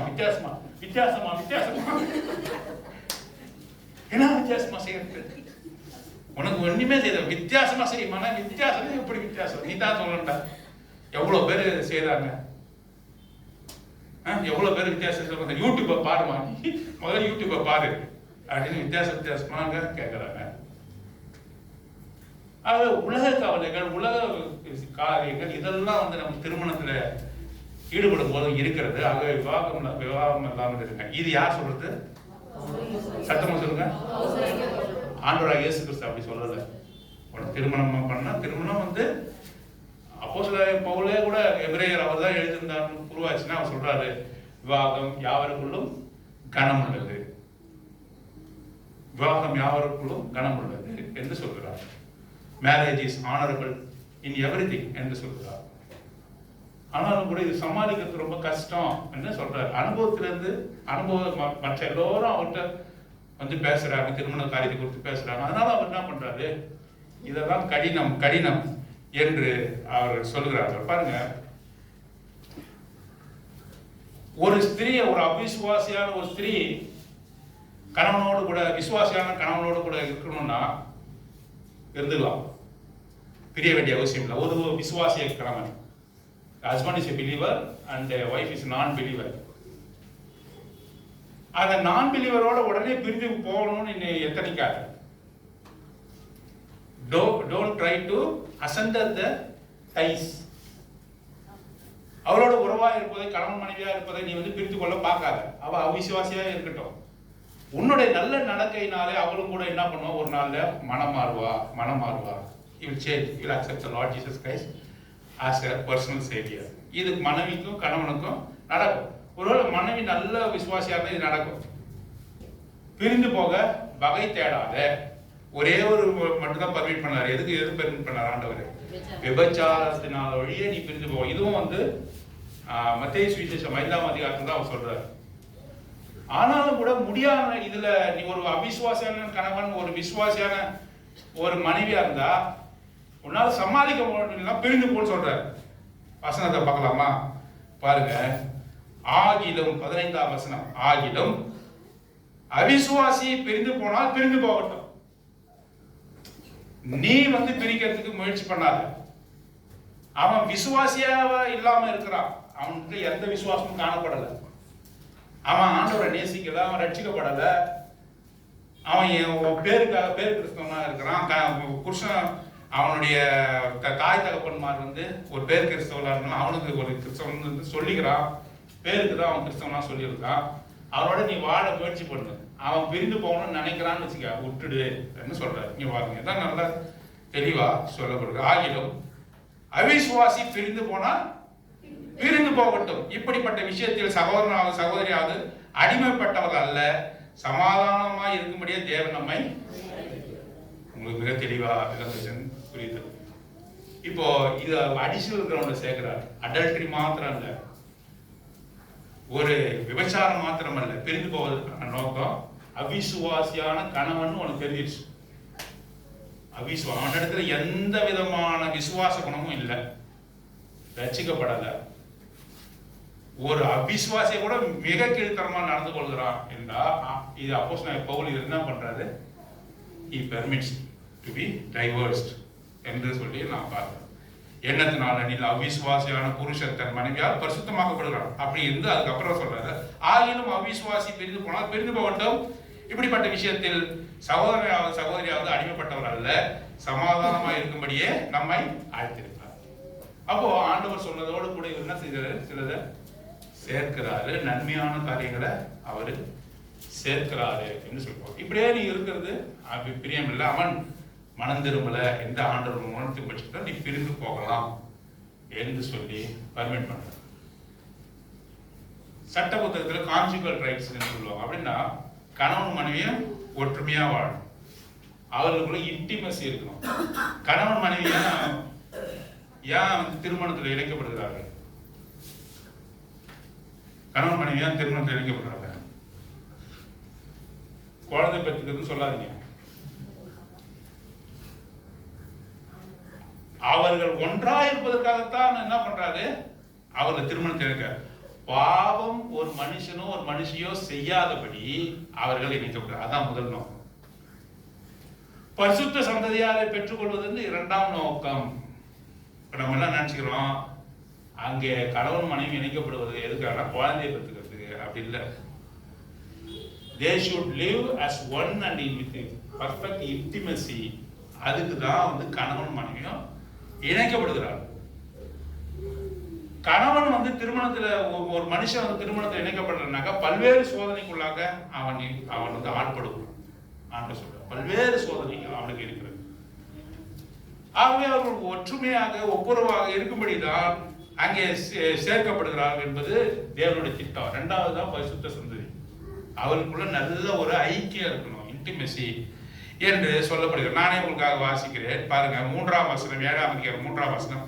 புருஷன் தன் மனைவிக்கு செய்ய வேண்டிய கடமையை செய்ய கடவன் அப்படின்னா என்ன அர்த்தம்? தோசை விட்டுக்கிறது, ஜாமான் விளக்குறது, துணி காய போறது, துணி துவைக்கிறதுன்னு என்ன அது அர்த்தம் இல்லை. இங்க செக்ஷுவல் இன்டிமேசி பத்தி சொல்லுது. சரீர பிரகாரமான தேவையை சந்திக்கணும். ஒரு புருஷன் என்ன பண்ணாங்க, திருமணமாகி நான் என்னோட மனைவியோடு நான் ஒப்புரவாய் வாழ மாட்டேன், அவளுடைய அபிலாஷைகளை நான் பூர்த்தி செய்ய மாட்டேன்னு சொல்லவே கூடாது. இப்படி தெளிவா ஏதாவது சொல்றாங்களா? நான் சொல்றேன். ஒரு கணவன் வந்து ஒரு மனைவிக்கு செய்ய வேண்டிய கடமையை செய்யணும்னாக்கா அவர்கள் ஒன்றாக இருக்கணும், செக்ஷுவல் இன்டிமேசி இருக்கணும். அதுதான் வந்து அந்த திருமணத்துக்கான நோக்கம். அப்படியே மனைவியும் தன் புருஷனுக்கு செய்ய கடவுள். மனைவி என்ன செய்யணும்? அவனும் ஒன்றாக இருக்கணும், கணவனோடு ஒன்றாக இருக்கணும், ரெண்டு பேரும் சந்தோஷமா இருக்கணும். இதுதான் திருமணம் ஆச்சு, என் வேலையை பார்த்தீங்கன்னா பிள்ளைங்க நம்ம பெற்றுட்டோம், இனிமேல் உனக்கு எனக்கு எதுவும் சம்மந்தம் இல்லைன்னு சொல்லக்கூடாது. புரியுது? நான் சொல்ல புரியுது? எல்லாம் தலையை கவிழ்ந்துக்காதீங்கன்னா பாருங்க, என்ன பாருங்க, இதெல்லாம் ஆண்டவர் சொல்றாரு. என்ன பாருங்க, உலகில பத்தாச்சு நான் உனக்கு செய்ய வேண்டிய கடமை செய்ய மாட்டேன் அப்படின்னு சொல்லக்கூடாது. நோக்கம் என்னன்னாக்கா ரெண்டு பேரும் ஒன்னா இருக்கணும். அதுக்கு தான் படைக்கப்பட்டிருக்கீங்க. எவ்வளவு வருத்தமா இருந்தாலும் நீங்க ரெண்டு பேரும் இணைக்கப்பட்டு இருக்க வேண்டும். வாலிபரா இருந்தா நீங்க கூட கேட்டுங்க. வருங்கால புருஷனுக்கு நீங்க செய்ய வேண்டிய கடமையை நீங்க வந்து செய்யணும். உங்க திருமணத்துல இணைக்கப்பட்ட போது செய்யணும். எல்லாம் முடிஞ்சிடுச்சுன்னு புருஷனா விட்டுறக்கூடாது.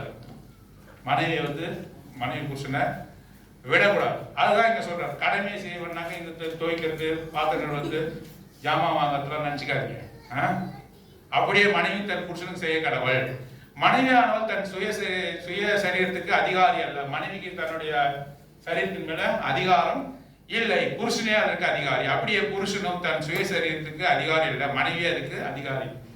யாருக்கு அதிகாரி? மனைவியோட சரீரத்துக்கு யார் அதிகாரி? மனைவியே அதிகாரியா? இல்ல, புருஷன் அதிகாரி. புருஷனோட சரீரத்துக்கு. அதனாலதான் வெளியே போகும்போது என்ன சொல்றாங்க, நல்லா தலை சீவிட்டு போங்க, மூஞ்செல்லாம் நல்லா தொடங்கன்னு யார் சொல்றா? நம்ம கரெக்டு போனோம், அந்த விதமா நம்ம கிளம்பி போனோம். நான் அப்படிதான் ஏதோ ஒரு சட்டையை போட்டு போனாங்களா, ஏங்க கண்ணு மூஞ்செல்லாம் தொடச்சிட்டு போங்க அப்படின்னு சொல்றேன். நம்மளை பார்த்து என்ன சொல்லுவாங்க அப்படின்னு சொல்றாங்க. பொறுப்பு எடுத்துக்கிறாங்க. ஏன் அப்படி? நம்மளோட சரீரத்துக்கு யாரு பொறுப்பு? மனைவி. ரெண்டு சொல். உபவாசத்திற்கும் ஜபத்திற்கும் தடையிராதபடி இருவரும் சில காலம் பிரிந்திருக்க வேண்டும் என்று சம்மதித்தால் அன்றி ஒருவரை விட்டு ஒருவர் பிரியாது. இப்ப புரியுதா கடமைனா என்னன்னு? இந்த வசனத்துல என்ன போட்டு? கடமைனா முன்னாடி சொல்லப்பட்ட வசனத்தினுடைய பொருள் புரிஞ்சிருப்பாங்க. உபவாசத்திலேயோ ஜபத்திலேயோ ஈடுபடும் பொழுது இந்த லௌகியமான சம்பந்தம் வேண்டான்னு ரெண்டு பேரும் சம்மதமா சொல்லணும். ஒருத்தர் வேணாங்க விட்டுடணும். ஜபத்திலையும் உபவாசம் நம்ம பிரிந்திருக்க வேண்டும் என்று சொல்லி ரெண்டு பேரும் சம்மதிச்சாதான் என்ன பண்ணணும்னாக்க ஒருவரை விட்டு ஒருவர் பிரிந்திருங்கள், உங்களுக்கு விரதத்துவம் இல்லாதமையால் சாத்தான் உங்களை தூண்டிவிடாதபடி மறுபடியும் கூடி வாருங்கள். நீங்க பிரிஞ்சிருந்தாலும் நடுவில் யாரும் வருவோம், ஒரு பொண்ணு அனுப்புவோம், ஏதாவது ஒரு டெம்டேஷன் ஒன்று கொடுப்பான். ஆகவே பிசாசு அதில் கிரியை செய்வான். நீங்க என்ன பண்ணணும்? ஒன்றா இருக்கணும், ஐக்கியமா இருக்கணும். புருஷனும் மனைவியும் அதற்காகத்தான் படைக்கப்பட்டார்கள் என்று அப்போஸ்தலன் பவுல் இதெல்லாம் ஆட் பண்றாரு. இவ்வளவு டீடைலா ஆண்டவராகிய இயேசு கிறிஸ்து சொல்லல. அப்போஸ்தலன் பவுல் என்ன சொன்னாரு? இயேசு கிறிஸ்துக்கு கான்ட்ரரி இல்லாம, ஆண்டவராகிய இயேசு கிறிஸ்துக்கு கான்ட்ரரி இல்லாம இதையெல்லாம் சேர்க்கிறார். மாத்திரமல்ல, விபச்சாரத்தினால் வழியே அப்போதான் அது வந்து டைவர்ஸ் பண்ணலாம். இன்னொன்னு சேர்த்திருக்கிறார். என்னன்னாக்க உன்னுடைய நீ பிரிக்க வகை தராத, அவன் பிரிஞ்சு போகணும்னு நினைச்சா, அவிசுவாசியான ஒருவன் பிரிந்து போகணும்னு நினைச்சா பிரிந்து போகட்டும். அவன் எந்த விதமான நற்குணங்கள், எந்த விதமான கிறிஸ்துவின் சிந்தனை, பேர் தான் கிறிஸ்தவ பேரு, பெற்றோர் கிறிஸ்தவ பிரிந்து போகணும்னு சொல்றாரு. இதெல்லாம் அடிஷனல் கிரவுண்ட் ஃபார் டைவர்ஸ்க்காக அவரு இங்க சொல்லுகிறதை நாம் பார்க்கிறோம்.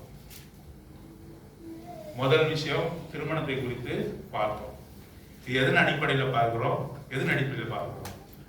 பழைய ஏற்பாடு பிரமாணங்கள் எல்லாவற்றையும் முடித்து வைத்தவர் யாரு? சத்தமா சொல்லுங்க. ஆண்டவராகிய இயேசு கிறிஸ்து. இது அல்டிமேட்டம். இவர் சொன்னதுக்கு மாறா எதுவுமே செய்யக்கூடாது. இவருக்கு விளக்க உரை வேணா சொல்லலாம். இப்ப நம்ம பேசிக்கொண்டே இருக்கிறோம், இதெல்லாம் என்ன இருக்குது? அவருக்கு எதிராக வந்து சொல்லிட்டு இருக்கோமா? இல்ல. யாரு என்ன சொல்லி அதுக்கு என்ன பண்றோம்? மக்களுக்கு புரியும்படியாக விளக்க உரை. செர்மன்னா என்ன? a detailed thing தான். We are not authorized to change anything what the Lord has said. அவர் என்ன சொன்னாரோ அதை நாங்க மாற்றுவதற்கு யார் கிடையாது. யாருக்கு அதிகாரம்? அப்போஸ்தலருக்கோ பின்வந்த சந்ததியாராகிய அவருடைய பரிசுத்தவான்களுக்கோ யாருக்குமே உரிமை கிடையாது. அல்டிமேட்டம் யார்? ஆண்டவராகிய இயேசு கிறிஸ்து. அவர் என்ன பண்ணாரு? பழைய காரியங்கள் எல்லாவற்றிற்கும் நிழலாட்டமாக இருக்கிறார், எல்லாவற்றையும் செய்து முடித்தார். அவர் என்ன சொன்னாரோ அதுதான். அப்போஸ்தலர் என்ன பண்றாங்க? அதை எப்படி செயல்படுத்த வேண்டும் என்பதை குறித்து சொல்றார். திருமண காரியத்தை குறித்து ஆண்டவர் சொல்லியிருக்கிறார். அதற்கு அப்போஸ்தலர் என்ன சொல்றாங்க? அட்வைஸ் பண்றாங்க.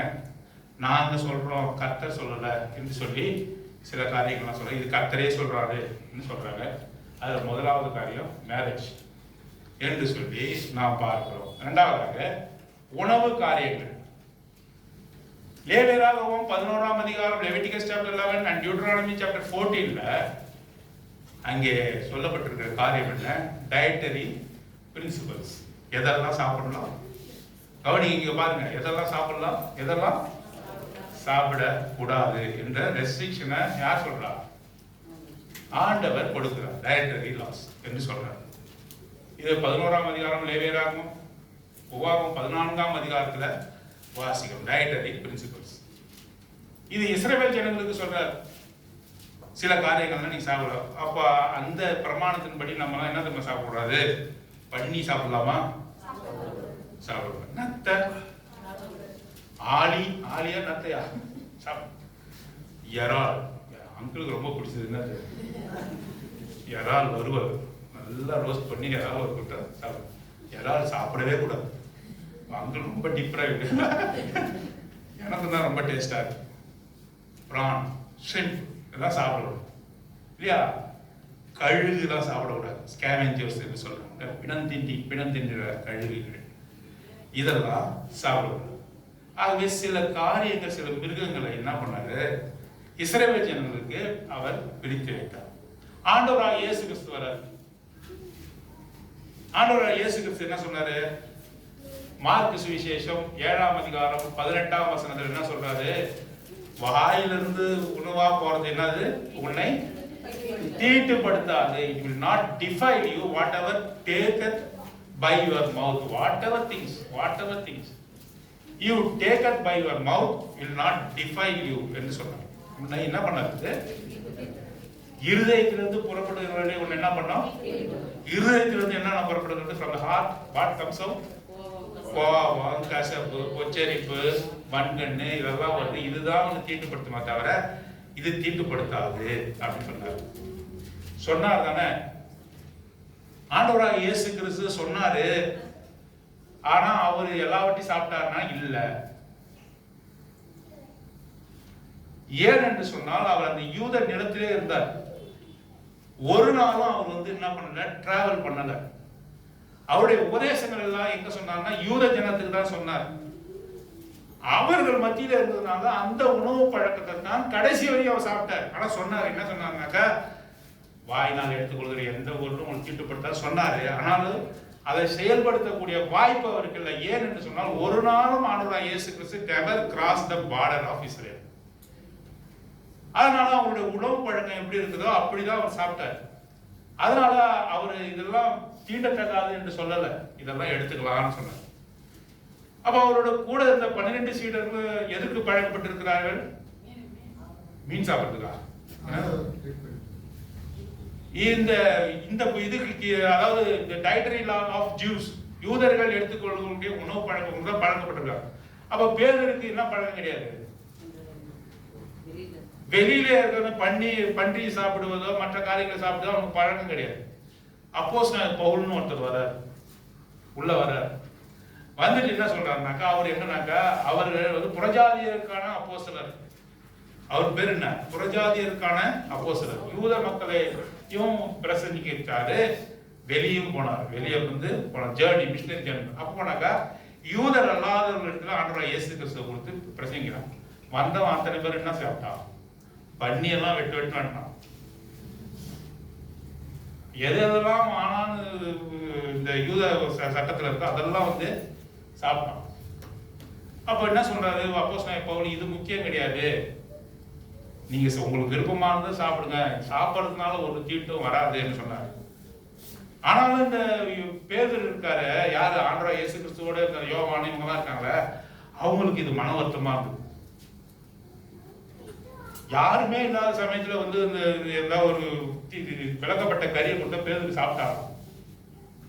யூதர்கள் எல்லாம் கூடி வந்திருக்கிற இடத்துல இதை சாப்பிடுவான்னு கொடுத்தாக்க என்ன பண்ணாங்க, அவரை நடிச்சாருன்னு சொல்றாரு. யார் சொல்றது? எங்க சொல்றாரு? கலாத்தியர் 2ஆம் அதிகாரத்துல சொல்றாரு. பர்னபாவும் அங்கே பேதுருவும் மாய்மானம் பண்ணினார்கள் என்று சொல்றாரு. யூதர்கள் நம்ம என்ன பண்ணுவாங்க, அடுத்து நம்ம தள்ளி வச்சிருவாங்க. நம்ம வெளியேறமா மாட்டுக்கறி சாப்பிட மாட்டோம், சாப்பிட மாட்டோம். யாராவது சொல்லுவாங்க, இந்த சிந்தனை பேதுருக்கு இருந்திருப்பாங்க. சாப்பிடக்கூடாதுன்னு ஒண்ணு இல்லை, உனக்கு பிடிச்சா சாப்பிட்டு பிடிக்கிறதா விட்டுட்டு போ, அதை பற்றி ஒண்ணு இல்லை. சாப்பிடுறதுனாலும் ஒண்ணு இல்லை, சாப்பிடாத இருக்கிறதுனாலையும் ஒண்ணு இல்லை. அதை அவன் சாப்பிட்றானேன்னு சொல்லி நீ அவனை சாப்பாட்டுக்காக அவன் என்ன பண்ணக்கூடாது, தீண்டத்தகாதவனா ஆக்கக்கூடாது. உனக்கு பிடிச்சா சாப்பிடுப்பா, பிடிக்கிறேன். நான் இதே பழக்க வழக்கத்துல வந்திருக்கிறேன், நான் சாப்பிட இல்லை, நான் வந்து வெஜிடேரியன் தான் என்னுடைய உணவு பழக்க வழக்கம். நான் ஆண்டவராகிய இயேசு கிறிஸ்துவை ஏற்றுக்கொண்டேன், இப்போ எனக்கு முன்பாக எல்லாம் படைக்கப்படுது, நான் சாப்பிட்டே ஆகணுமா? அது நிமித்தமா என்ன அஃபண்ட் பண்ணாதீங்க. எனக்கு என்னோட பழக்க வழக்கம் அப்படி இருக்குது, என்னுடைய பழக்க வழக்கம் அப்படி இருக்கு. இவன் நான் வெஜிடேரியன் சாப்பிட்றேன், ஆனால் நான் உயர்ந்தவன், நீ வந்து நான்வெஜ் சாப்பிட்ற, நான் வெஜிடேரியனை சாப்பிட்ற, மாமிச உணவு சாப்பிட்ற, நீ என் தாழ்த்தப்பட்டவனு ஒரு நாளும் சாப்பாட்டுனாலும் சொல்லக்கூடாதுன்னு அப்போஸ்தலன் பவுல் சொல்றேன். நாகாலாந்து பக்கம் போனீங்கன்னா நாய்கறி நல்லா ஆட்டுக்கறி போல சாப்பிட்றாங்க. நாகாலாந்து மிசோரம் பக்கம் போனா என்ன பண்ணுவாங்க, தெருவில் ஒரு நாய் தொந்தரவும் கிடையாது. சுப்ரீம் கோர்ட் என்ன போட்டிருக்கு சட்டம், கடுமையான சட்டம், தெருவில் இருக்கிற நாய்க்கு உணவளிக்காதீர்கள். தெரு நாயெல்லாம் பிடிச்சிட்டு போய் காப்பகத்துல வைங்க, காப்பகத்துல வைத்து உணவு கொடுங்க. மனுஷனுக்கே உணவு கொடுக்க முடியல, தெருநாய்க்கு எப்படி வந்து காப்பகத்துல வைத்து உணவு கொடுக்க முடியும்? தெருநாய்கள் எல்லாத்தையும் அகற்றுங்க என்ன சொல்றாங்க. தெருநாய்க்குலாம் வந்து உணவு கொடுக்காதீங்க, கடுமையான சட்டம். இந்த பிரச்சனை நாகாலாந்துல இல்லை. நாய் போச்சுன்னா என்ன பண்றாங்க, அழகா உச்சி தொங்க விட்டுருக்கான்.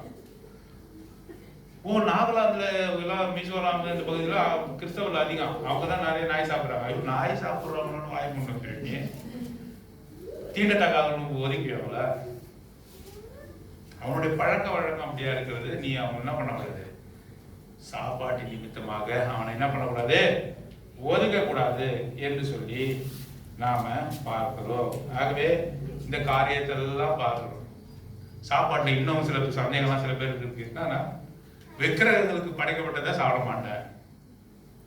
விக்கிரகங்களுக்கு படைக்கப்பட்டது யாராவது கொடுத்தாங்க என்ன பண்ண மாட்டாங்க, திரும்பியுமா சொல்றாங்க. ஒரு விக்கிரகங்களுக்கு படி தீபாவளிக்கு வந்து லட்டு எல்லாம் கொடுக்குறாங்க, நீ என்ன பண்ண கூடாது, பிசாசுக்கு படைச்ச இந்த புலவத்தை சாப்பிடணும் போ.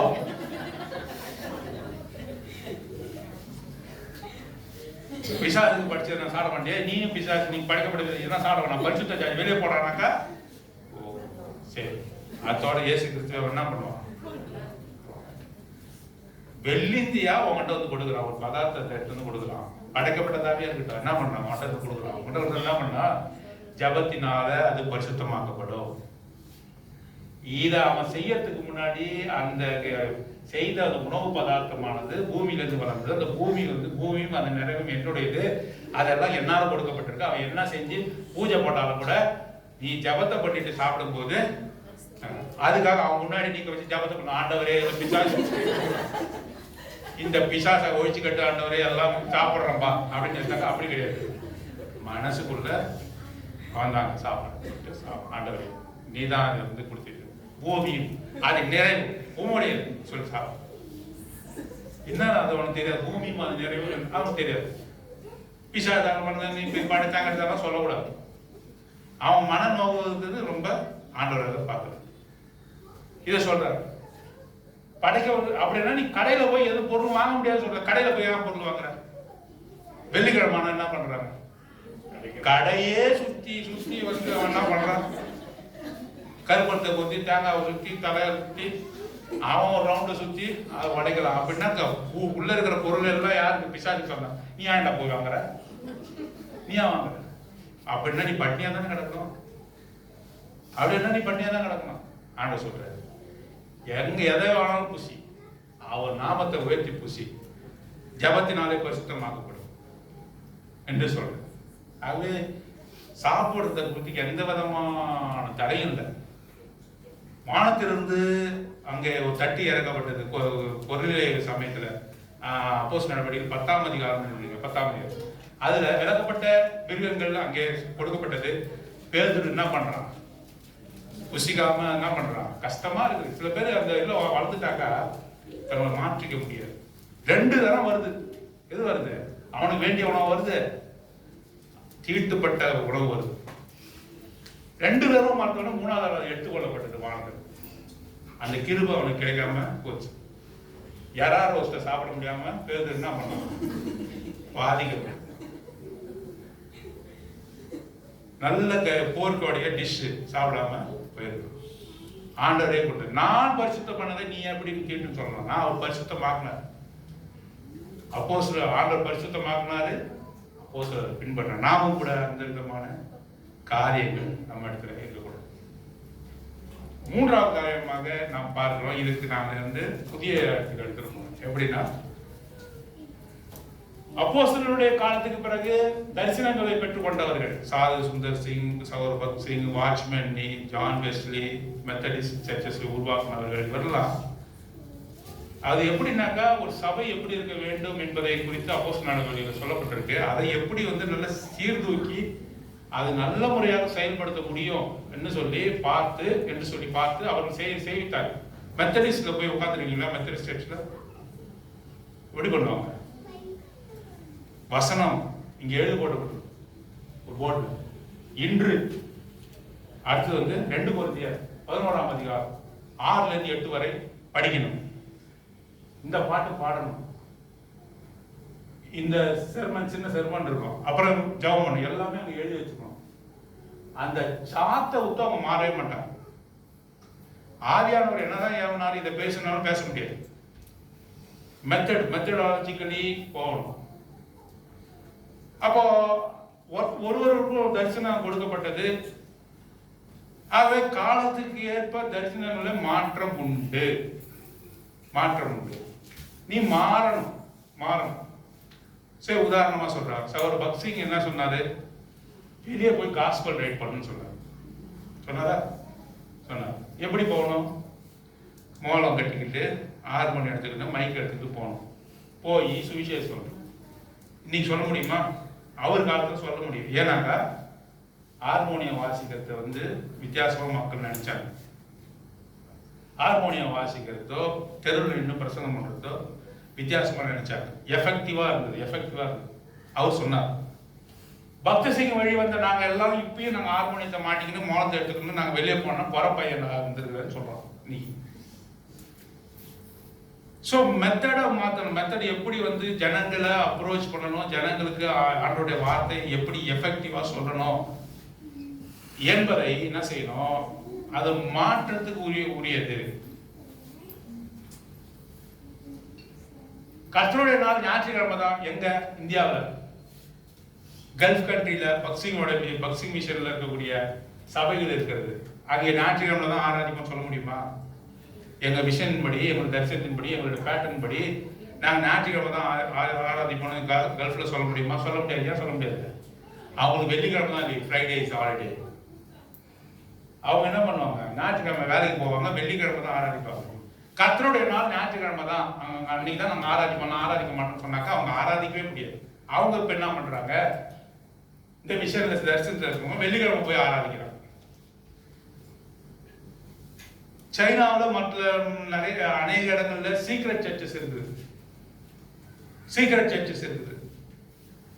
சில மாற்றங்களை என்ன பண்ணணும்னாக்கா அனுமதிக்கணும். அது எதை பாதிக்க கூடாது, அப்போஸ்தலருடைய உபதேசத்தையோ அல்லது ஆண்டவராகிய இயேசு கிறிஸ்துவினுடைய அல்டிமேட் காரியங்களையும் மாற்றக்கூடாது.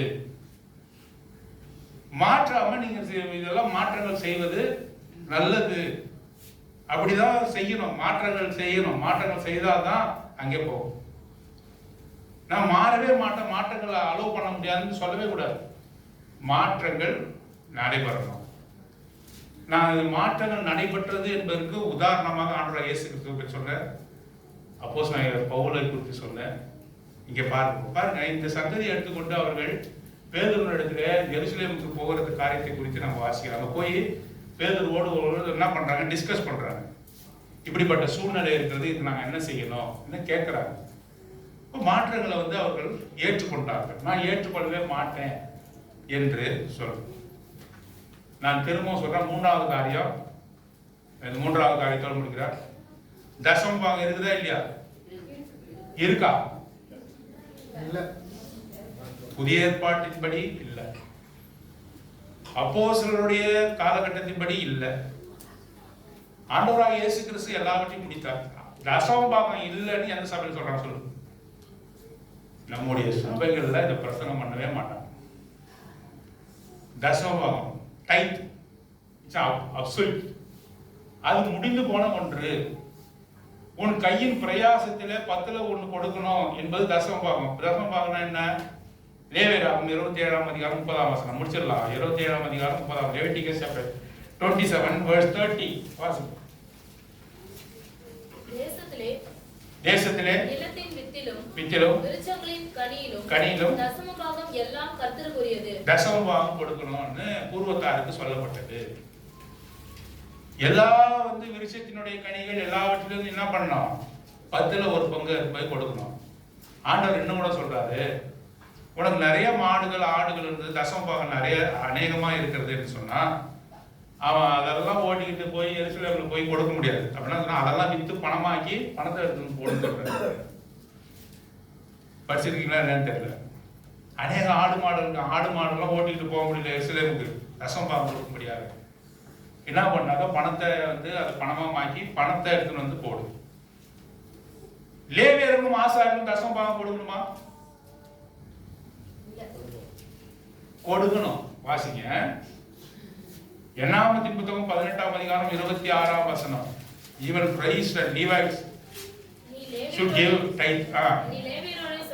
சொல்ல வேண்டியது என்னென்றால், இஸ்ரவேல் புத்திரர் கையில் வாங்கிக் கொள்ளும்படி நான் உங்களுக்கு சுதந்திரமாக கொடுத்த தசம பாகத்தை நீங்கள் அவர்கள் கையில் வாங்கும்போது தசம பாகத்தில் 10ல் 1 பங்கை கர்த்தருக்கு ஏறெடுத்து படைக்கும் படைப்பாக செலுத்த வேண்டும். பாருங்க, நீங்க ஆசாரிகள் லேவியர்கள் பணத்தை வாங்குறாங்க, தசம பாகத்தை வாங்குறாங்க. தசம பாகத்தை வாங்கி அந்த தசம பாகத்துல 10ல் 1 பங்கு யார் கொடுக்கணும்? யார் கொடுக்கணும்? ஆண்டவர் கொடுக்கணும். லேவியர்கள் ஆண்டவர் கொடுக்கணும். தசம பாகம் மூலமாக உனக்கு கிடைச்சது 100 ரூபாய் கிடைச்சதுனாக்கா அப்படியே லேவியர்கள் எடுத்துன்னு போக முடியாது. என்ன பண்ணணும்? 10ல் 10 ரூபாய் எடுத்து என்ன பண்ணணும்? அங்கே போடும். தசம பாகத்திலே தசம பாகம் யார் செலுத்த வேண்டியவர்கள்? ஆசாரியர்கள், லேவியர்கள் செலுத்தணும். ஆகவே தசம பாகம் எல்லாரும் செலுத்தணும் என்று பூர்வத்தாருக்கு சொல்லப்பட்டது. அப்போஸ்தலர் நடபடிகளுடைய காலகட்டத்தில் அவர் என்ன சொல்றாருனாக்கா, உதாரத்துவமான காணிக்கைகள், மன விருப்பத்தின்படி காணிக்கைகள், இதை நீ செலுத்தணும் என்ன சொன்னாங்க. தசம பாகம் செலுத்துறது ஈஸியா? உன்னுடைய மனோ வாஞ்சியின்படி உள்ளத்தினுடைய நிறைவின்படி செலுத்துறது ஈஸியா? எது சுலபம்? அதான் சுலபம், அதான் கஷ்டம். உதாரணமா சொல்றேன், நீ 1 லட்சம் ரூபாய் சம்பாதிக்கிற. எவ்வளவு சம்பாதிக்கிற? சத்தமா சொல்லுங்க.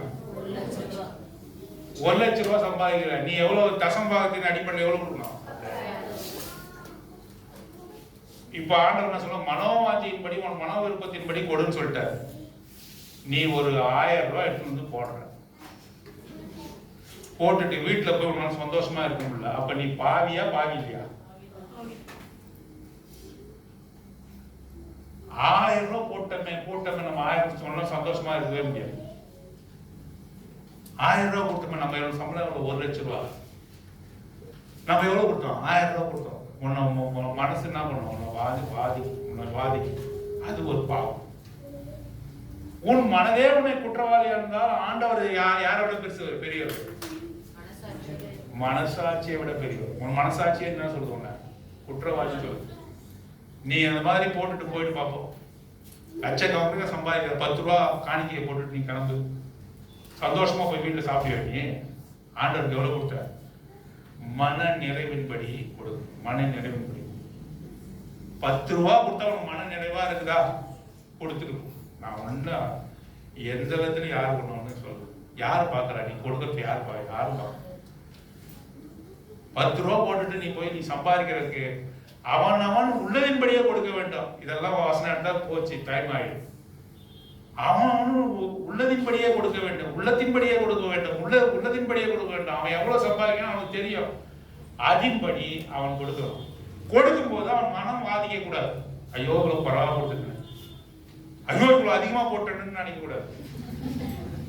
அப்படி நினைக்கிறவன் எடுத்து டப்புன்னு போட்டுருவாங்க. போட்டு வீட்டுல போய் ஐயோ இவ்வளவு கொடுத்துட்டேனே, இவ்வளவு கொடுத்துட்டேனே, இவ்வளவு போட்டுட்டேனே, இவ்வளவு கொடுத்துட்டேனே, அந்த இடத்துல கை வந்துருது. அப்புறம் வீட்டுல போய் ஐயோ இவ்வளவு கொடுத்துட்டேனே. அதுவும் ஆண்டவர் பாவமா என்னவார்? குறைவா கொடுத்தாலும் பாவமான உன்னுடைய உள்ளத்தின்படி, உன்னுடைய மனசாட்சியின்படி. ஆண்டவர் மனசாட்சியிலும் பெரியவர். அவர் சொல்கிறபடி நீ தேவனுடைய ஊழியத்திற்காக நீ கொடுக்கணும்னு புதிய ஏற்பாடு சொல்லு. தர்ம பணங்களை குறித்து சொல்றது. வசனம் எடுத்தால் டைம்ல நிறைய போகும், அதிகமா போகும். தர்ம பணத்தை படி சொல்லுது. தர்ம பணம் என்றால் என்ன? சபையிலே அங்கே கலெக்ட் பண்ணப்படுகிற பணத்தை ஏழ்மையான சபைகளுக்கு அப்போஸ்தலர் பவுல் அனுப்பினார். ஏழ்மையான சபைகள் எங்கெல்லாம் கட்டப்படணும், அவருடைய சபையினுடைய தேவையை பூர்த்தி செய்த பிறகு சபையிலேயே செலுத்தப்படுகிற தர்ம பணத்தை எடுத்துக்கொண்டு தீத்து முதலானவர்களை அநேக சபைகளுக்கு அனுப்பினார். அவர்கள் அந்த சபையிலே அவர்கள் மற்ற சபை வளர்வதற்கும் என்ன பண்ணாங்க? இந்த சபையின் மூலமாக தர்ம பணம் செலுத்தப்படும். காணிக்கை வேறு, தர்ம பணம் வேறு. ஆகவே இந்த காரியத்தை எல்லாம் செய்தார்கள். எப்படிப்பட்ட நிலைமையில கொடுக்கணும்? மக்கோதனியா சபையை குறித்து அப்போஸ்தலர் பவுல் சொல்றார். அவர் என்னது? மிகுந்த உபத்திரவத்திலும் எப்படி கொடுத்தாங்க? தங்கள் தகுதிக்கு மீறி கொடுத்தார்கள் என்று போடப்பட்டிருக்கிறது. வாசிங்க 2 கொரிந்தியர் 8ஆம் அதிகாரம். இதை மட்டும் வாசிச்சு முடிச்சிடலாம். 2 கொரிந்தியர் 8ஆம் அதிகாரம் நினைக்கிறேன். பாருங்க. அவர்கள் மிகுந்த உபத்திரவத்தினாலே சோதிக்கப்படுகையில் பரிபூர்ண சந்தோஷத்தினாலே மிகுந்த உதாரணமாய் கொடுத்தார்கள். அவர்கள் தங்கள் பரிபூர்ண சந்தோஷத்தினாலே கொடுத்தார்கள். தரித்திரத்துல கூட என்ன பண்றாங்க? அவங்க கொடுக்குறாங்க, சந்தோஷமா கொடுக்குறாங்க. இந்த வசனத்தை நம்ம அடிக்கடி பார்க்கணும். இந்த சபையார் எப்படி மிகுந்த தரித்திரத்துல கூட தங்களுடைய மிகுந்த உதாரத்துவமான நிலையோடு கூட அவர்கள் கொடுத்தார்கள் என்று சொல்லி நாம் வாசிக்கிறோம். லூக்கா சுவிசேஷம் 6ஆம் அதிகாரம் 38வது வசனம். லூக்கா சுவிசேஷம் 6ஆம் அதிகாரம் 38வது வசனம். கொடுங்கள் அப்பொழுது கொடுக்கப்படும். அமுக்கி குலுக்கி சரிந்து விழும்படி நன்றாய் அளந்து உங்கள் மடியிலே போடுவார்கள்.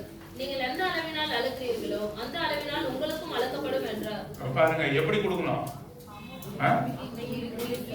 யாருக்கு அந்த மனசு வரும் சொல்லுங்க? யாருக்கு மனசு வரும்? ஒரு படி எடுத்துட்டு என்ன பண்ணணும்? கொட்டிட்டு அப்படியே போட்டக்கூடாது. என்ன பண்ணணும்? கட்டணும், அமுக்கணும், இன்னும் கொஞ்சம் இடம் இருக்கான்னு பார்க்கணும். அதிகமாக வைத்து அது மேல எழுப்பி வடிகிற அளவுக்கு பார்த்து குலுக்கி சேர்த்து என்ன பண்ணணும்? கொடுக்கணும். Generous heart. Generous heart. ஒரு தேவனுடைய மனுஷனுக்கு எப்படி இருக்கணும்? Generous heart. கஷ்டப்பட்டு எதுவுமே அவன் செய்யக்கூடாது. டியூட்டியா செய்ய வேண்டிய அவசியம் இல்லை. ரசம்பாகம் கொடுக்க வேண்டிய அவசியம் இல்லை. உன்னுடைய மனசாட்சியை கேள், மனோவாட்சியை நீ கொடுக்கணும் இல்லையா? சபை வளர்ச்சிக்காக, சபையினுடைய தேவைகளுக்காக நீ கொடுக்கிறவனாக, தேவையை அறிந்து கொடுக்கிறவனாக நீ காணப்படும். கடைசியாக ஒரு காரியத்தை நான் சொல்லி முடிக்கிறேன். நல்லா கவனிங்க. இந்த சபையை குறித்து குறை சொல்லுகிறவர்கள் அநேக நம்ம சகோதரத்துல வந்து சந்திக்கிறார். பிரிந்து வந்த சபை. அவன் வந்து முதல்ல டச் பண்ற பாயிண்ட் என்ன தெரியுமா? என்கிட்ட வந்து தான் சொல்றாங்க. என்ன சொல்றாங்க? உங்களுடைய காணிக்கை பெட்டி எடுத்து எங்க வச்சிட்டீங்க? பின்னாடி வச்சுட்டீங்க. முதல் விஷயம் என்ன? நம்மளை எந்த விதத்திலும் அவங்க குறை சொல்ல முடியல. நீங்க பரிசுத்தமா ஜீவிக்கல சொல்லல, நீங்க ரொம்ப அசட்டை பண்றீங்க சொல்லல. அவங்களுக்கு முதல்ல ஸ்ட்ரைக் ஆகிற விஷயம் தெரியுமா? Operative you kept operative back in the bag என்று சொல்றாங்க. இத பின்னாடி வைக்கிறதுன்றது முதல்ல ஆண்டோட திட்டத்துல பார்ப்போம். ஆஃபரேட்டரி பாக்ஸ் முன்னாடி இருந்ததுன்றதுக்கு எந்த விதமான எவிடன்ஸ் யாராவது காட்டுங்க. சைட்ல இருந்தது, முன்னாடி இருந்தது, பின்னாடி இருந்தது, எந்த எவிடன்ஸ் இருக்கு? அப்போஸ் நடவடிக்கைகளுடைய காரியங்களோ ஆண்டவராகிய இயேசு கிறிஸ்துவினுடைய காரியங்களோ இந்த விஷயத்தை குறித்து பின் பாயிண்டா இங்கதான் வைக்கணும் அப்படின்னு சொல்லணும். காணிக்க போடும்போது வருஷலா பாட்டு பாடி வந்து போடணும்னு சொல்லல. இது யார் உண்டாக்குனதுனாக்கா சவர் பக்சிங் மூலமாக இந்த தரிசனம் கொடுக்கப்பட்டது. அவர் என்ன சொன்னாருனாக்கா முன்னாடி வைத்து வருஷலா பாட்டு பாடு. இதுல குறைபாடுகள் எப்போ வந்து திரும்பவுமா சொல்றேன், குறைபாடுகள் எப்போ வந்ததுனாக்கா நல்லா கவனிச்சிங்க. ஏன் டி kept the box in the back side எப்படின்னாக்கா, நீங்க நம்மளுடைய சபையெல்லாம் பார்த்தா வருஷலா எழுதி இருப்பாங்க. பாட்டு பாடும்போது வரிசையா வந்து போடணுமா இல்லையா? போடணும். என் பக்கத்துல இருக்கிறவருக்கு காசு இல்லை, என் பக்கத்துல இருக்கிற காசு இல்லை, இல்ல போட வேணாம்னு ஒரு நினைவுல இருக்காரு. இவர் போனாதான் நான் என்ன பண்ண முடியும்? ரட்சிக்கப்படவும் இல்லை, போட வேணாம்னு நினைக்கிறேன். இப்ப நான் என்ன பண்ணுவேன்னாக்கா, இவரை பார்ப்பேன், இவரை நீங்க போடல, இல்ல முதல்ல இப்படி தள்ளி பார்ப்பேன், கவர்ல நான் ஸ்கிப் பண்ணி போடுறேன். முதல் வாரம் மன்னிச்சிருக்கேன், ரெண்டாவது வாரம் பக்கத்துல வந்து நிக்கிறேன், அதே மாதிரி அவருக்கு அப்படியே அட்டமட்டா நிக்கிறார், போறேன். இப்படியே நடந்தது. இதை பார்த்து இதை எல்லாரும் வாட்ச் பண்றாங்க. இந்த சகோதரர் இந்த சகோதரி வெளியரங்கமா காணிக்க போடல அப்படின்னு தெரிஞ்சு என்ன பண்ணாக்கா, ஒரு சகோதரி போய் அந்த சகோதரர்கிட்ட கேட்கறாங்க, வாய் நிறைய சாப்பிட்றல்ல, என் முன்னாடி கேட்டாங்க, வாய் நிறைய சாப்பிட்றல்ல, எப்படி சோறு போட முடியும் உனக்கு? காணிக்கை சேர்த்துன்னு உனக்கு தெரியாதா அப்படின்னு கேட்டாங்க. ஆண்டவர் அவர் மனசுல கேட்க வேண்டிய காரியத்தை இந்த சகோதரி அவரிடத்துல போய் கேட்டாங்க. அவன் காணிக்க போட்டா உனக்கு என்ன, காணிக்க போடுறதா என்ன? இப்ப காணிக்க போட எப்படி தெரியுது? முன்னாடி வச்சு அங்க லைனா வந்தாலும் தெரியுது. இது ஒரு ரீசனா இருக்கும். ரெண்டாவது, காணிக்கப்பட்டி நம்ம சபையில முன்னாடி இருந்த பொழுது முதல்ல வச்சோம், முதல்ல இருந்த போது திருப்பி தூக்கி பின்னாடி வச்சோம். இந்த ரீசன்காக வச்சோம்னா ஒரு சகோதரி சொன்னாங்க, போன்ல சொன்னாங்க, பிரதர் என்ன பிரதர் காணிக்கப்பட்டியை பின்னாடி வச்சிங்க, அதனால நான் காணிக்க போறேன்னு உங்களுக்கு எப்படி தெரியும்? இப்படியே கேட்டா கர்த்தருடைய. அப்போ எனக்கு தெரியணும், இந்த சகோதரன் தெரியணும் அப்படின்னு நீ காணிக்க போற. இப்படியே கேட்டாங்க, போன் அடிச்சு என்கிட்ட கேட்டா, என்ன பிரதர் திடீர்னு தூக்கி பின்னாடி வச்சிட்டீங்க, நான் காணிக்க போறேன்னு உங்களுக்கு எப்படி தெரியும்? ஓ, கர்த்தருக்கு தெரிய வேண்டிய அவசியம் இல்ல, எனக்கு தெரியணும், நீ காணிக்க போற. அப்போ இதெல்லாம் வந்து என்னன்னா பின்னாடி வைப்போம் அப்படின்ற ஒரு இதை வந்து குறைகளா எல்லாரும் மற்ற நம்மளுடைய பிரிந்து போன சபையார் ஏன் பின்னாடி வச்சார், ஏன் பின்னாடி வச்சார் அப்படி வந்து கேட்கறவங்க சொன்னாங்க, ஊழியக்காரருக்கு எப்படி வந்து அவ பிழைப்பு உண்டாகும், ஊழியக்காரர் எப்படி படைப்பார், ஊழியக்காரருக்கு எப்படி பணம் வரும், நீங்க தூக்கி காணிக்க வந்து மரியாதை இல்லாம பின்னாடி வச்சிட்டீங்க அப்படின்னு அவங்க சொல்றாங்க. இப்ப முன்னாடி வைக்கலாம் பின்னாடி வைக்கலாம். நம்ம பொறுத்தவரை என்ன, முதலாவது அங்கிள் அடிக்கடி சொல்லுவாங்க, முதலாவது உங்களை நீங்க கர்த்தருக்கு காணிக்க போடுங்க, பிறகு உங்களால கையில் பிரயாசத்தை கொடுங்க. நீங்க கொடுக்குறீங்களா இல்லையான்னு எங்களுக்கு தெரியவே தெரியாது. யார் காணிக்க போறீங்க, எவ்வளவு காணிக்க போறீங்க இன்னும் தெரியாது. அநேகமா நீங்க கையில கொடுக்குற காசுகளை நாங்க வாங்குறதே இல்லை, மேக்சிமம் வாங்க, ஒரு சில இடத்துல வாங்கியிருக்கிறோம். வாங்கறதுல நீங்க காணிக்க அங்கிள் கிட்ட காசு கொடுங்க, போய் காணிக்க போடுன்னு சொல்லுவாங்க. ஏன் என்கிட்ட வந்து கையில காசு கொடுக்குற? ஒரு விசேஷ காரியங்களுக்காக நம்ம வாங்கிக்கிறோம். மற்றபடி எல்லாமே இன்சிஸ்ட் தட் புட்டிட்டு இருந்த ஆஃபரேட்டரி பாக்ஸ் தெரியும்படியாக நீ கொடுக்காத என்று சொல்லி நாம என்ன செய்யறோம், நீங்க வந்து ஆஃபரேட்டரி யார் கொடுக்குறாங்க, எவ்வளவு கொடுக்குறாங்க உண்மையாகவே எங்களுக்கு தெரியாது. அதனால நாங்க எல்லோரையும் சரிசமமா தான் நடத்துறோம். இவர் காணிக்க அதிகமா கொடுக்குறாரு, இவர்கிட்ட காணிக்க வாங்குறோம், இவர்கிட்ட நம்ம செய்யணும். அப்போ பின்னாடி வைக்கிறதுனால ஒண்ணு இல்லை, முன்னாடி வைக்கிறதுனால. கடந்த 2 வாரத்துக்கு முன்னாடி ஒரு சகோதரி வந்து என்கிட்ட சொன்னாங்க, என்ன சொன்னாங்கனாக்கா, எங்க பிள்ளைங்களுக்கெல்லாம் காணிக்க போறதே மறந்து போச்சுங்க. எங்களுக்கு ஞாபகம் இருக்கு, சிறு பிள்ளைகள் என்னன்னா காணிக்கன்னு ஒண்ணு இருக்குதா அப்படின்னு நினைவுக்கு வந்துட்டாங்கன்னா எனக்கு யோசனையா வருவீங்க. இப்ப காணிக்க பெட்டியை தூக்கி முன்னாடி வச்சிடலாமா என்ன தோணுது? ஏன் தோணுதுனாக்க பிள்ளைங்களுக்கு வந்து அந்த அந்த பிராக்டிஸ் வந்து மறக்குது அப்படின்னு ஒரு சலுகை சொல்றோம். நம்ம கர்த்தருக்கு வந்து காணிக்கை கொடுக்கணும்ன்றது சிறு குழந்தையா இருக்கிற எங்க பிள்ளைங்களுக்கு மறக்குது. அப்போ கன்வீனியன்ஸ் தான். இது ஒரு பெரிய தவறு கிடையாது, தப்பிதம் கிடையாது, அபாமினேஷன் கிடையாது. கர்த்தர் வெறுக்கல. முன்னாடி இருந்தான் பின்னாடி இருந்தான், நீ உனக்கு கர்த்தருக்கு ஒப்பு கொடு. இப்ப கன்வீனியன்ஸா இருக்குன்னா முன்னாடி கூட வச்சுக்கோ, அதனால ஒண்ணு விஷயங்கள் அதுல ஒரு பெரிய மாற்றங்கள். அவர் சொன்னதுபடிதான் நடக்கணும், பக்ஸிங்க வாட்ச் பண்ணி சொன்னதுபடிதான் நடக்கணும் அப்படின்ற ஒரு கட்டாயம் கிடையாது. இதை சொன்னா நம்ம அந்த மிஷனுக்கே எதிராக இருக்கிற மாதிரி சொல்லுவாங்க. இதெல்லாம் மாற்றத்துக்கு உரியது, மாற்றத்துக்கு உரியது. கடைசியா நான் சொல்றேன், மோசேவுக்கு கொடுத்த நியாயப்பிரமாணம் இதெல்லாம் நமக்கு எப்படி இருக்கிறது? எச்சரிப்பா இருக்கிறது. இதெல்லாம் நமக்கு ஒரு திஷ்டாந்தரமா இருக்கிறது. ஆண்டவராக இயேசு கிறிஸ்து இந்த சட்ட பிரமாணங்கள் என்ன பண்ணாரு? எல்லாவற்றையும் உயர்த்தினாரு, சிலவற்றை முடித்து போட்டாரு. சாபத்து, பலியிடுதல் இதெல்லாம் முடித்து போச்சு. இப்ப ஆண்டவர் எல்லாவற்றையும் காட்டிலும் உயர்த்தி சொன்னாரு. இந்த ஆண்டவராக இயேசு கிறிஸ்து சொன்னதுதான் அல்டிமேட்டா. இதை புரிந்து கொள்ளணும்னா இதை படிக்கணும். ஓல்டு டெஸ்ட்மெண்டோட காரியங்களை நீ படிக்கணும். அப்போதான் புதிய ஏற்பாட்டினுடைய தன்மைகள் உனக்கு புரியும். இதுதான் அல்டிமேட். ஆண்டவராக இயேசு கிறிஸ்து சொன்னதுக்கு முரணா யாரும் எதுவும் சொல்ல முடியாது, சொல்லவும் கூடாது. அப்படி சொன்னானாக்கா அவன் ஆண்டவருடைய பிள்ளை இல்லை. இதை விளக்கும் விதமாக, இதை இன்னும் வந்து சிம்பிளிஃபை பண்ணி விளக்கும் விதமாக அப்போஸ்தலர்கள் அவர் நிருபங்கள் எழுதி வைத்திருக்கிறார்கள். இதை விளக்கி சொன்னார்கள், சிலரை சேர்த்து கொண்டார்கள். இதெல்லாம் நம்ம திருமண விஷயத்துல நம்ம பார்த்தோம், உணவு காரியங்கள்ல நம்ம பார்த்தோம், கைத்துல பார்த்தோம். இதற்கு பிறகாக வந்த தேவனால் தரிசனங்களை பெற்றுக்கொண்ட தேவனுடைய ஜனங்கள் சில காரியங்களை செய்தார்கள். நாமளும் அதே மாதிரி தான் இப்பயும் நடக்கும்னு சொல்ல முடியாது. ஆவியானவர் அந்தந்த சமயங்கள்ல எப்படி உணர்த்துகிறாரோ அப்படி செயல்பட்டு நாம் சபையை வழிநடத்த வேண்டுமே தவிர இதையே தான் மொனோட்டனஸா நான் இப்படிதான் இருப்பேன் அப்படின்னு சொல்ல முடியாது. பாருங்க, எல்லா சபைக்கும் போங்க, 3 மெசேஜ் இருக்கா இல்லையா? 3 message. Worship message, table message, main message.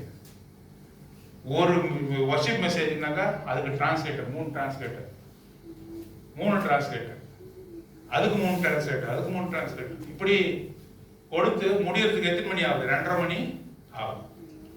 தொடக்கத்திலே நாங்கள் இதை முடிவு பண்ணோம். எதுனா டேபிள் மெசேஜ் மெயின் மெசேஜ் சேர்த்து கொடுத்துருதுன்னு சொல்லிட்டு 2 மெசேஜா மாத்திட்டோம். பக்சிங் காலத்தில் 3 மெசேஜ். இப்பயும் சில சபைகளில் 3, அநேக சபைகளில் 3 மெசேஜ். சில சபைகள் எப்படி வந்துட்டாங்க? 2 செய்தி. அதை ஆண்டோடைய பாதத்துல இருந்து அது கொடுத்தாவே போதும். இதுக்கே என்ன பண்றாங்க? 1:30 மணி தான் ஆகுது. திரும்பி பார்க்காதீங்க, 1:30 மணி தான் ஆகுது. இதுக்கே என்ன சொல்றாங்க? பிரதர் கிறுகிறுன்னு வருது, எங்களுக்கு கிறுகிறுன்னு வருது, கருகருன்னு வருது, கண்ணுலாம் இருட்டுது பிரதர், எங்களுக்கு என்ன பிரதர்? இவங்கெல்லாம் அழைச்சிட்டு போய் இந்த சபையில உட்கார வச்சு அவங்களுக்கு இதெல்லாம் காட்டணும். ஏன்னா இப்ப நான் என்னோட சபையை, நம்ம சபையை பெருமைப்படுறத சொல்லல. எது எஃபெக்டிவ் அதை பாருங்க. எது எஃபெக்டிவ்? 1 மணி வரையும் உட்கார வைக்கிறது தான் லவ் ஃபீஸ்ட் கொடுக்கணும். ஆனாலும் ரொம்ப அதிக வசனைப்பை கொடுத்து என்ன பண்ண நம்ம வந்து அதனால ஒரு பிரயோஜனமும் இல்லை. மேல சாப்பிட்டு கொண்டே இருக்கிறதுனால என்ன பண்ணுவோம்? அஜீர்ணமா இருக்கும். நீ செரிக்கிறதுக்கு என்ன பண்றாங்க? இப்போ எல்லாரும் நடக்கிறாங்க, ஓடுறாங்க, ஒரு ரவுண்டு போயிட்டு வந்து சாப்பிட்றேன்றாங்க, ஒரு ரவுண்டு போயிட்டு வந்து சாப்பிட்றேன். நீ மேல போட்டுக்கொண்டு இருந்தாக்க என்ன பண்ணும்? அஜீர் என்ன கேட்டியோ அதை என்ன பண்ணணும்? நீ வாழ்க்கையில செயல்படுத்தணும். ஆண்டோடைய வார்த்தையை கேட்ட அப்படியே கேட்டுக்கொண்டே பிரதர் மெசேஜ் கொடுக்கறது நல்லா இருக்குது, அப்படியே உட்கார வச்சு நல்லா சாப்பாடு போட்டு அனுப்புறீங்க, நல்ல மெசேஜ் கேட்டுக்கணும். அஜீரணமாகி உனக்குன்னா அது வயிற்று வலி தான் வரும். கேட்ட செய்தி என்ன பண்ணணும்? உன்னுடைய வாழ்க்கையில அபியாசிக்கணும், அது செயல்படுத்தணும். செயல்படுத்தும் போது அது ஜீரணமாகி மற்றவங்களுக்கு பக்தி விருத்தியை கொண்டு வரும். அப்படிப்பட்டவர்களாக தேவனை மாற்ற தேவன் உதவி செய்வார்.